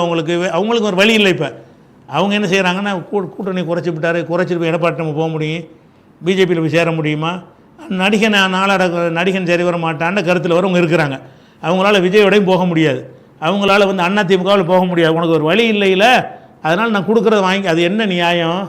நீ ஏற்கனவே இருந்ததை மாத்திரம் இவங்க கொடுக்காத காரணத்தினால கம்யூனிஸ்டுக்காரர்களுக்கெல்லாம் உள்ளூர வெறுப்பு. அவங்க அவங்க வேட்பாளர் போட்டியிட இடத்துல வேலை செஞ்சுருப்பாங்களே தவிர வேறு பகுதிகளில் திமுகவுக்காக நீ வேலை செஞ்சுருப்பாங்களா? கம்யூனிஸ்டுக்காரங்க நம்ம எதுக்கு இவங்களுக்கு வேலை செய்ய, நமக்கு மரியாதை கொடுத்தாங்களா, நமக்கு சீட்டு கொடுத்தாங்களா, நம்மளை படிப்படியாக ஒன்றுமெல்லாம் குறைச்சிக்கிட்டே வர்றாங்களான்னு நினைக்க மாட்டான். அப்போ ஸ்டாலினுடைய அணுகுமுறை என்ன மாதிரி ஆயிடுச்சுன்னு சொன்னால், கூட்டணியில் இருந்தாங்கல்ல அவங்கள மதிக்கவே இல்லை. அவர் முஸ்லீம்களை கூப்பிட்டு எங்களுக்கு விட்டுதாங்கன்னு, ஏற்கனவே 3 கொடுத்தீங்கள, 3ல் 1 கொடுத்துருங்க, கூட்டணி தர்மத்தைக்கு மதிப்பில் கொண்டு 1 குறைங்கிறாங்க. 3 கொடுத்ததில் 1 குறைக்கிறாங்க, 5 கொடுத்ததில் அதில் 1 குறைக்கிறாங்க, வைகோவுக்கு குறைக்கிறாங்க. அவங்களாம் வேறு பக்கம் போக வழியே இல்லையில, வேறு பக்கம் போக வழி இல்லை. ஏற்கனவே எந்த கூட்டணியில் எவ்வளோ கொடுத்தீங்களோ அதை கொடுக்குறது தான் கூட்டணி தர்மம். நீங்கள் வளர்ந்த மாதிரி அவங்களும் தான் வளர்ந்துருக்குறாங்க. உங்களுக்கு பலம் கூடின மாதிரி அவங்களுக்கும் ஒரு பலம் கூடி தானே இருக்கு. அதனால் யாருக்கும் அதிகம் இல்லை, யாருக்கும் குறையலை, பழையபடி நீடிக்குங்கிற மாதிரி போனால் கூட பரவாயில்லை. அப்படி செய்யாமல் என்ன செஞ்சாங்க? இருந்ததை குறைச்சது மாத்திரம் இல்லாமல் இவங்களுக்கு குறைச்சி விடுதலை சிறுத்தை கூட கொடுக்குறாங்க. அதான் 2 கம்யூனிஸ்ட்டுகளுக்கு சீட்டை குறைக்கிறாங்க, அதே மாதிரி மதிமுகவுக்கு சீட்டை குறைக்கிறாங்க. ஆனால் விடுதலை சிறுத்தைகளுக்கு வந்து ஏற்கனவே இருந்த விட 2 சீட்டு அதிகமாக கொடுக்குறாங்க. அப்போ இவன் என்ன நினைப்பான்? கூட இந்த கம்யூனிஸ்டுக்காரன் நினைப்பான், என்னடா இது ஒரு கூட்டணியில் ஒன்றா தான் இருந்தோம், அவங்களும் மாதிரி நம்மளும் ஒரு நமக்கு தொழிற்சங்கம் யூனியன் நமக்கு தான் இருக்கிறது, நம்மளும் ஒரு வலுவான அடித்தளம் கொண்ட ஒரு கட்சியாக இருக்கிறோம், நம்மளுக்கு வந்து எல்லாருக்கும் ஒரே மாதிரி கொடுத்தா பஞ்சாயத்தை வராதுங்க. ஒருத்தனுக்கு மட்டும் குறைச்சி ஒருத்தனுக்கு குறைக்காம ஊட்டியல்னு சொன்னால் அதை எந்த மனுஷனாலையும் ஜீரணிக்க முடியாது. அந்த மாதிரியான ஒரு தன்மை வந்து கம்யூனிஸ்டுகள் மத்தியில் உள்ளூரை ஏற்பட்டுச்சா இல்லையா? இவருடைய அணுகுமுறையினால் அந்த கூட இருக்கிறவனை இழந்துடக்கூட நினைக்கவே இல்லை. அது மாத்திரம் இல்லாமல் காங்கிரஸுக்கு கூட கொடுக்குறாங்க. காங்கிரஸுக்கு என் கூட கொடுக்கணும்? காங்கிரஸுக்கு, அதாவது காங்கிரஸுக்கு கூட கொடுத்தது கம்யூனிஸ்டுகளுக்கு, மற்ற முஸ்லீம் லீக்கு, மற்ற எல்லாரையும் மனசார பாதிக்க தான் செய்யும். ஏன்னு கேட்டால் காங்கிரஸ் ஒன்றுமே தமிழ்நாட்டில் கிடையாது. காங்கிரஸுக்குண்டு எந்த ஒரு அடித்தளமும் கிடையாது. சும்மா ஒயிட் காலர்ஸாக இருக்கக்கூடிய ஒரு ஆட்கள் தான் அதில் இருப்பாங்களே தவிர அடிமட்ட ஒரு தொண்டர்களோ எதுவுமே கிடையாது. தனிச்சு நின்றாங்கன்னா டெபாசிட் கூட எங்கேயுமே வாங்க முடியாது. அந்த மாதிரி குமரி மாவட்டத்தில் மட்டும் 2-3 தொகுதிகளில் உங்களால் பிரகாசிக்க முடியுமே தவிர அது கேரளாவை சார்ந்து இருக்கக்கூடிய ஒரு மாவட்டமாக இருக்கிறதுனால கன்னியாகுமரியில் மாத்திரம் கேரளா பேஸில் தான் இருப்பாங்க எல்லாத்துலேயுமே. அதனால் கேரளாவில் காங்கிரஸ் இருக்கிற மாதிரி அங்கேயும் ஒரு காங்கிரஸுடைய ஒரு தாக்கம் இருக்கும். கன்னியாகுமரியில் எத்தனை தொகுதி இருக்குது அதை கழிச்சிட்டு பார்த்தீங்கன்னு சொன்னால் காங்கிரஸுக்கு ஒன்றுமே கிடையாது, ஒரு சீட்டு கொடுக்குற கூட தகுதி இல்லை. அதுபோக இவ்வளவு விஷமத்தனம் பண்ணி அநியாயம் பண்ணி இவ்வளவு செஞ்சுருக்கும் பொழுது இந்த காங்கிரஸை வெளியேற்றிட்டு அவ்வளவு இடத்துலையுமே திமுக நின்றுச்சுன்னு சொன்னால் திமுக காரணம் நல்ல வேலை பார்த்துருப்பானே இல்லையா? காங்கிரஸ்னாலும் உங்களுக்கு 10 ஓட்டு கூட கிடைக்க போகிறது இல்லை. அதனால் அதையும் செய்யாத என்ன ஆகுதுன்னு கேட்டால் காங்கிரஸுக்கு அதிகமான சீட்டு கொடுத்துட்டு இருந்ததை விட ஏற்கனவே இருந்ததுக்கு அதிகம் கொடுக்குறீங்க. உங்கள் கட்சி உரிமை தான். இவனுக்கு பாதிக்குமா பாதிக்காது அதையே நீங்கள் உணரலை. கூட இருக்கிறவனுக்கு பாதிக்குமா இல்லை? என்னடா அவனுக்கு இவ்வளோ பிரச்சனை பண்ணுறாங்க, கூட்டணிக்கு தர்மத்துக்கு எதிராக பேசுகிறாங்க, அவங்களுக்கு போட்டு கூட கொடுக்குறாரு, நம்ம இவங்களுக்கு நல்லது கெட்டது எல்லாத்துலேயும் கூட நிற்கிறோம், நம்மளை போட்டு குறைக்கிறாருன்னு சொல்லி எவ்வளோ நொந்து போய் வந்திருப்பான். அந்த கூட்டணி பேச்சுவார்த்தை நடத்துறதுக்கு எம்பூட்டு திமுறாக ஒருத்தர் கூட்டணி பேச்சுவார்த்தைக்கு நீங்கள் போட்ட குழுவில் உள்ளவர்கள் எவ்வளோ இன்சல்ட் பண்ணுற மாதிரி நடந்தார்கள். அந்த கூட்டணி பேச்சுவார்த்தைக்கு போன தலைவர்கள்ட்ட எப்படி நடந்தார்கள்?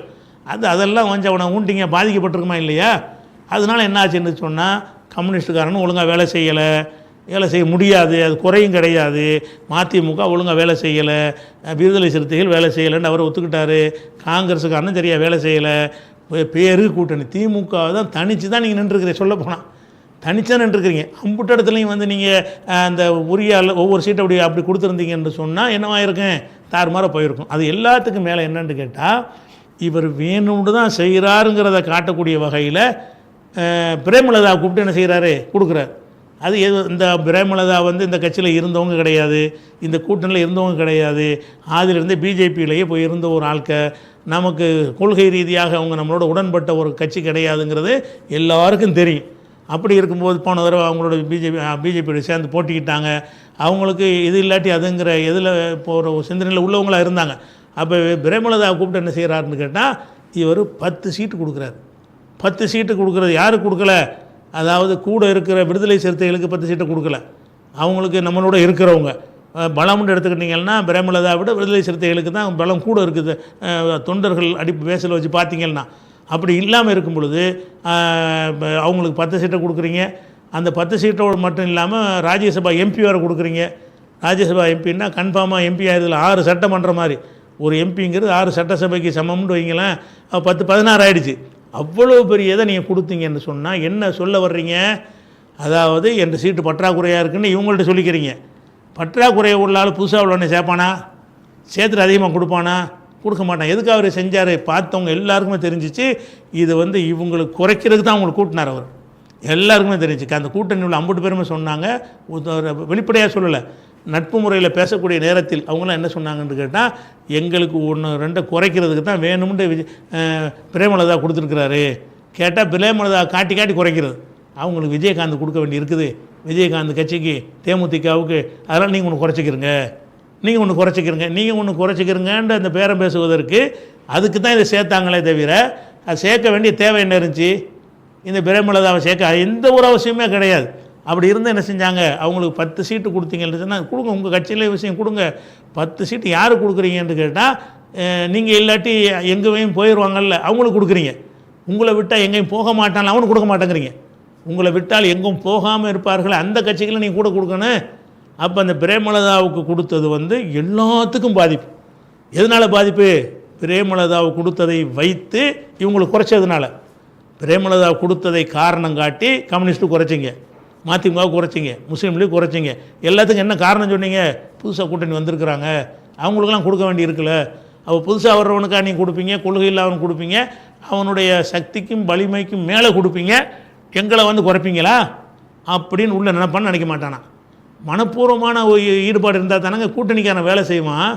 அப்போ கூட்டணிக்காரன் வந்து மனப்பூர்வமாக நமக்கு வேலை செய்யணுன்ற ஒரு புத்தி இருந்துச்சுன்னா அந்த வேலையை செஞ்சுருப்பீங்களா திமுகவில்? அப்போ திமுகவில் நீங்கள் உங்களுடைய தோல்விக்கு இந்த தோல்வினா குறைந்த சீட்டு வந்திருக்கிறீங்கல்ல, இதை வந்து இந்த விஜயை மீறி நீங்கள் சரியாக வந்திருக்க முடியும். விஜயுடைய இந்த இந்த ஜென்ஸுடைய இதற்கெல்லாம் அலைங்கிறாங்கல்ல, அதை தாண்டி முறியடித்து வந்திருக்க முடியும். ஏன்? இவங்க வந்து உங்களுக்கு வரக்கூடிய ஓட்டையெல்லாம் வந்து உடனே இது விசிலுக்கு போட்டுவிட்டாங்க. உங்களுக்கு வர வேண்டிய ஓட்டையெல்லாம் என்ன செஞ்சுருக்கேன்? காங்கிரஸ்காரனுக்கு தான் போட்டிருப்போம். உங்களுக்கு வேலை செய்யட்டு எங்கே உடனே போட்டிருப்பான். அப்போ உங்களுக்கு வர வேண்டிய ஓட்டு, உங்களுக்கு கொண்டு வந்து சேர்க்க வேண்டிய ஓட்டுகளை எல்லாம் வேறு பக்கம் போய் விடுவதற்கு காரணமாக இருந்தது என்னென்னு கேட்டால், நீங்கள் கூட்டணி கட்சிகளை கேவலப்படுத்தினீங்க. கூட்டணி கட்சிகள் உங்களை கேவலப்படுத்தினாங்க, அதையும் நான் சொல்லியிருக்கிறேன். ஆனால் நீங்களும் திமுகவும் கூட்டணி கட்சிகளை கேவலப்படுத்துனீங்க, அவமானப்படுத்துனீங்க. நம்மளை விட்டால் யாரும் இல்லை, நீங்கள் தப்பாக நினச்சிங்க. எல்லோரும் மனப்பூர்வமாக வேலை செஞ்சால் தான் ஜெயிக்க முடியுங்கிற சாதாரண ஒரு புது புத்தி கூட உங்களுக்கு இல்லை அப்படிங்கிறதையும் பார்க்குறோம். அதனால் வந்து இந்த இந்த தோல்வின்னா தோல்வி தானே, ரெண்டாயிரத்துக்கு வந்தாலும் தோல்வி தானே. இந்த தோல்விக்கு காரணம் வந்து பலம் குன்றியது காரணம் இல்லை, நீங்களாக இழந்துக்கிட்டது. நீங்களாக இழக்கலைன்னு சொன்னால் விஜய் வந்து கண்டிப்பாக அவர் தான் 2வது இடத்துல இருந்திருப்பார். நீங்கள் முதல் இடத்த 108 இடத்த நீங்கள் பிடிச்சிருப்பீங்க, அதுக்கு மேலே கூட பிடிச்சிருக்கலாம். இந்த கூட்டணிகள்லாம் ஒழுங்காக வேலை செஞ்சுருந்தாங்கன்னு சொன்னால் அவங்க மனப்பூர்வமாக இறங்கி வேலை செய்கிற அளவுக்கு இந்த பிரேமலதா இல்லாமல் காங்கிரஸுக்கு அதிக சீட்டு கொடுக்க, காங்கிரஸை கலட்டி விட்டுருந்தா கூட அங்கே திமுக காரனை போட்டு தான் உசுறு கொடுத்து வேலை செஞ்சுருப்பான். காங்கிரஸ் போட்ட இந்த 28 தொகுதியிலையும் திமுக காரனை போட்டிருந்தீங்கன்னு சொன்னால் அவன் உசுரை கொடுத்து தான் வேலை செஞ்சுருப்பான். இந்த காங்கிரஸ்னால சல்லி காசு உங்களுக்கு புண்ணியமே கிடையாது. உங்கள்கிட்ட இருந்துக்கிட்டே கள்ள வேலை பார்த்தாங்க. எனக்குதா அந்த அந்த 41 பேர் செத்ததில் இருந்தே அவங்க காங்கிரஸ் நடவடிக்கை வந்து உங்களுக்கு எதிராக தான் இருந்துச்சு. என்ன விஜய்க்கு ஆறுதல் சொல்லுவது, விஜய்க்கு சப்போர்ட் பேசுவது, அதெல்லாம் வந்து செஞ்சாங்க. அப்போ இருந்த ராகுல்லேருந்து எல்லாருமே அப்படி தான் செஞ்சாங்க. அதனால் அவர்களை வந்து நீங்கள் உங்கள் கூட்டணியில் விசுவாசம் இல்லாமல் இருக்கணும் கலட்டி விட்டுட்டு விசுவாசம் உள்ளவர்களுக்கு கொஞ்சம் தாராளமாக கொடுத்துருந்தீங்கன்னு சொன்னால் இந்த நிலைமை வேறு மாதிரி போயிருக்கும், ரிசல்ட்டே வேறு மாதிரி போயிருக்கும். அதனால் இந்த பின்னடைவுக்கெல்லாம் காரணம் வந்து இவங்களும் காரணம், திமுகவும் காரணம், காங்கிரஸும் காரணம், விடுதலை சிறுத்தைகளும் காரணம், கம்யூனிஸ்ட் அவங்கெல்லாம் காரணம் கிடையாது. இவங்கனால அது ஏற்பட்ட ரியாக்ஷன் தான் அது. இவங்க அவங்கள புறக்கணித்ததுனால அவங்களால ஒழுங்காக ஈடுபட முடியலை. இனிமேல் நாங்கள் வந்து தேர்தல் முடிந்து விட்டது, இனி தனி எதிர்க்கட்சியாக செயல்படணும்னு நீ அறிவிக்கிறாங்க. கம்யூனிஸ்ட்டுகள்லாம் எதுக்கு அறிவிக்கிறாங்க? போச்சு வேறு வழி இல்லாமல் நான் உங்கள்கிட்ட சேர்ந்துட்டான், என்ன செய்கிறது, எடப்பாட்டில் போய் சேர முடியாது அப்படின்னு மன நொந்து போய் தானே கூட்டணியில் இருந்தாங்க. மன நொந்து போய் கூட்டணியில் வைக்கிறது நல்லதா? அவன் நொந்து போய் இருந்தால் வேலை செய்வானா? அப்போ இதெல்லாம் வச்சு பார்க்கக்கூடிய நேரத்தில் இது வந்து திமுக வந்து தேடிக்கொண்ட ஒரு தோல்வி. அதே ஆதரவாக களமாடினாங்கல்ல, அதில் வந்து பாதி பேர் நினச்சாங்கன்னா அப்படி ட்ராக் மாற்றுறாங்க. அப்படி எல்லாம் காசுக்கு களமாடுறது தானே. களமாடுறவங்க என்ன செய்கிறான்னு கேட்டால் திமுகவுடைய இந்த விஷயங்களை நீ விமர்சிக்கலாம். அதே நேரத்தில் வந்து திமுக வந்து குடும்ப ஆட்சி நடத்துதுங்கிறாங்க. யார் குடும்ப ஆட்சின்னு தெரிஞ்சானே ஆதரிச்சு இந்த போட்டுனால, குடும்ப ஆட்சின்னு தெரிஞ்சதுக்கு ஆதரவுலாம் கொடுத்துப்புட்டு தோற்று போன பிறகு குடும்ப ஆட்சி அதிலேருந்து எதுக்குறானா இருக்கணும், குடும்ப ஆட்சி வேணாங்கிறான். குடும்ப ஆட்சின்னு தெரிஞ்சுக்கிட்டு தான் திமுகவை மட்டும் கொடுத்தீங்க. தோற்று போனவுடனே குடும்ப ஆட்சி ஒழிந்தது அப்படின்னு சொல்லுவது, இந்த மாதிரி பேசக்கூடியவர்கள்லாம் நிறைய சந்தர்ப்பவாதிகள்லாம் வெளியே வருவாங்க, வந்திருக்காங்க. முகநூலில் பார்த்தீங்கன்னு சொன்னால் நேற்று வேறு மாதிரி பேசுனா இன்றைக்கி வேறு மாதிரி பேசுகிறானே அப்படிங்கிற ஒரு விஷயங்கள்லாம் வருகிறது. அதனால் வந்து இந்த மாதிரிலாம் பேசக்கூடாது. அது மாதிரி குடும்ப ஆட்சிங்கிறாங்கல்ல, அதை ஒரு வாதமாக என்ன செய்கிறாங்கன்னு கேட்டால் ஒரு குடை மாதிரி சொல்கிறாங்க. அது சொல்ல முடியாது. குடும்ப ஆட்சிங்கிறதெல்லாம் வந்துக்கிட்டு அந்த கட்சியோ மக்களோ ஏற்றுக்கொண்டார்கள்னா அதை பேசணுமா? யார் குடும்ப ஆட்சின்றது ஒருத்தர் இருக்கார், அவருடைய மகனை வந்து அந்த கட்சி ஏற்றுக்கிருச்சு. அந்த கட்சி ஒழுங்காக போகிறதுக்காக இந்த கட்சிக்கு உள்ள அக்கறையோட உங்களுக்கு அக்கறை ஜாஸ்தியாக இருக்குமா? ஸ்டாலினை விட உதயநிதி இருந்தால் தான் சரியாக வரும் அந்த கட்சிக்காரன் நினைக்கிறான். வேற ஒரு ஆளை போட்டோம்னு சொன்னால் அவங்களுக்குள்ள போட்டி வந்துடும், நானுக்கிட்டு கட்சி செதறி சின்ன பின்னமாக போயிடும். அதனால் என்ன செய்கிறாங்கன்னு கேட்டால் உதயநிதினா சரி ஒரு நம்ம தலைவருடைய மகன் அப்படின்னு எல்லாருமே ஏற்றுக்கிட்டு வந்துடுவாங்க. அப்படிங்கிறது வரும்போது கட்சியுடைய நன்மையை கருதி தான் அந்த முடிவு எடுப்பாங்களே தவிர, அப்படி எடுக்கும் பொழுது மக்கள்கிட்ட ஓட்டு வாங்கி மக்கள்கிட்ட ஜெயிச்சு வந்துட்டாங்கும் போது அதுக்கு பிறகு ஏன் பேசுகிறீங்க? குடும்ப ஆட்சி அதுலேருந்து காங்கிரஸில் அப்படி தானே தொடர்ச்சியாக வந்துக்கிட்டே இருக்கிறது. குடும்ப ஆட்சின்னா இப்போ மோடி குடும்ப ஆட்சின்னா ஒரு குடும்பம் இல்லை, வாஜ்பாய் குடும்ப ஆட்சின்னா வாஜ்பாய் குடும்பம் இல்லை. குடும்பம் இல்லாதவங்க ஆட்சியில் இருந்த ஜெயலலிதாவுக்கு குடும்பம் இல்லை, குடும்பம் இல்லாதனால குடும்ப ஆட்சி இல்லை. ஜெயலலிதாவுக்கு ஒரு மகன் இருந்தால் என்ன ஆயிருக்கும்? ஜெயலலிதாவுக்கு ஒரு மகனோ இருந்திருந்தால் என்ன ஆயிருக்கு? அதிமுக அந்த மகன் கையிலான இருந்திருக்கேன். அவங்க குடும்ப ஆட்சி நடத்தலைன்னா குடும்பம் இல்லை அவங்களுக்கெல்லாம். அதனால குடும்ப ஆட்சிங்கிறதுலாம் என்ன சரியான வாதம் கிடையாது. அது குடும்ப ஆட்சி எந்த முறையில் இருந்தாலும் சரி அந்த மக்கள் ஏற்றுக்கிட்டால் அது பிரச்சனை கிடையாது.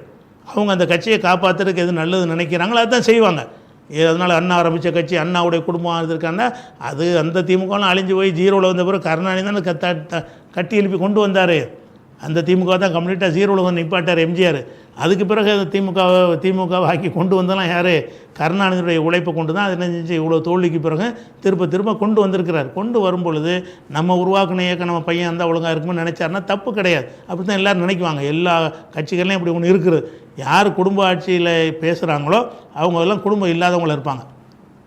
குடும்பம் இருக்கிற யாராக இருந்தாலும் அவங்களுடைய மகனுக்கு பேரனுக்கு சீட்டு கொடுக்காம இருக்கிறாங்க.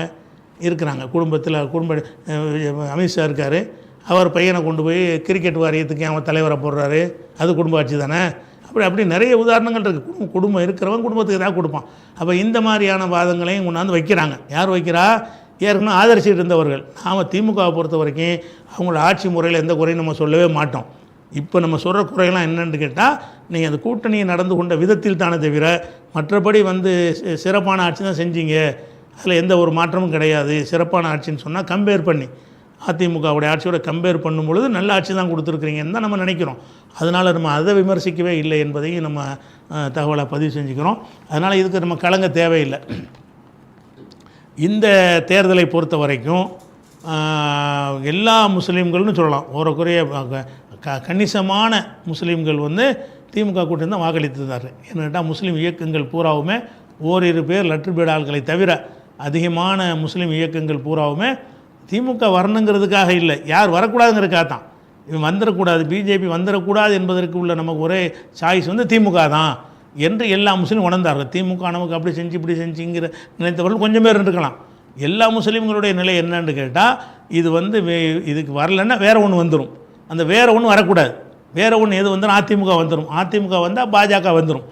கூட்டணியில் இருக்கிறதுனால பிஜேபி ஆட்சி வரக்கூடாது என்று சொன்னால் நமக்கு திமுக வருவது தான் சரி என்ற அடிப்படையில் தான் எல்லா முஸ்லீம்களும் ஜமாத்துகளும் இயக்கங்களும் கட்சிகளும் நம்ம அரசியலில் ஈடுபடவே மாட்டோம்னு சொல்லக்கூடிய எங்களை போன்றவர்கள் கூட அதுக்கு ஆதரவாக இருந்த ஒரு காட்சியை பார்க்குறோம். அவ்வளோ ஓட்டு போட்டாங்க. ஒரு சில இந்த ரீல்ஸு கிறுக்குகள் இருக்குல்ல, அந்த அறமெண்டல் கேஸுகள், இவங்க வேண்டுமானால் கொஞ்சம் பேர் வாக்களித்திருப்பார்களே தவிர ஒட்டுமொத்த சமுதாயத்தினுடைய வாக்குகளை அவருக்கு தான் போனது. அப்படி இருந்த அவர் திமுக ஜெயிக்கலைங்கும்போது மன உளைச்சலுக்கு ஆளாகிறாங்க. உங்களை கஷ்டப்பட்டு ஓட்டு போட்டோமே, வந்துடுவார் நினச்சோமே, வரலையே அப்படின்னு கவலைப்படுறான். அப்படி கவலைப்பட தேவையில்லை. இஸ்லாமிய அடிப்படையில் அல்லாஹ்வுடைய நாட்டுன்னு ஒன்று இருக்குது. நீங்கள் செஞ்சாலும் நடக்கணும்னு அவசியம் கிடையாது. உங்கள் வேலையை கரெக்டாக செஞ்சிட்டீங்க. உங்களுக்கு பாதுகாப்புக்கு என்ன செய்யணுமோ உங்களுடைய சிந்தனையை பயன்படுத்தி சிந்தித்து பார்த்து இதுதான் நமக்கு நல்லதுன்னு ஒரு முடிவு எடுத்துட்டீங்கல்ல, அதை கரெக்டாக செஞ்சிட்டீங்கல்ல, நீங்கள் மட்டும் செஞ்சு நடக்கிற விஷயமாக தான் அதில் ஜெயிச்சிடலாம். இன்னும் பலர் கூட்டாக செய்யக்கூடிய ஒரு காரியமாக இருந்தால் அவங்க ஓங்கிருச்சுன்னா நீங்கள் எடுத்த நிலைப்பாடு தோற்று போயிடும்.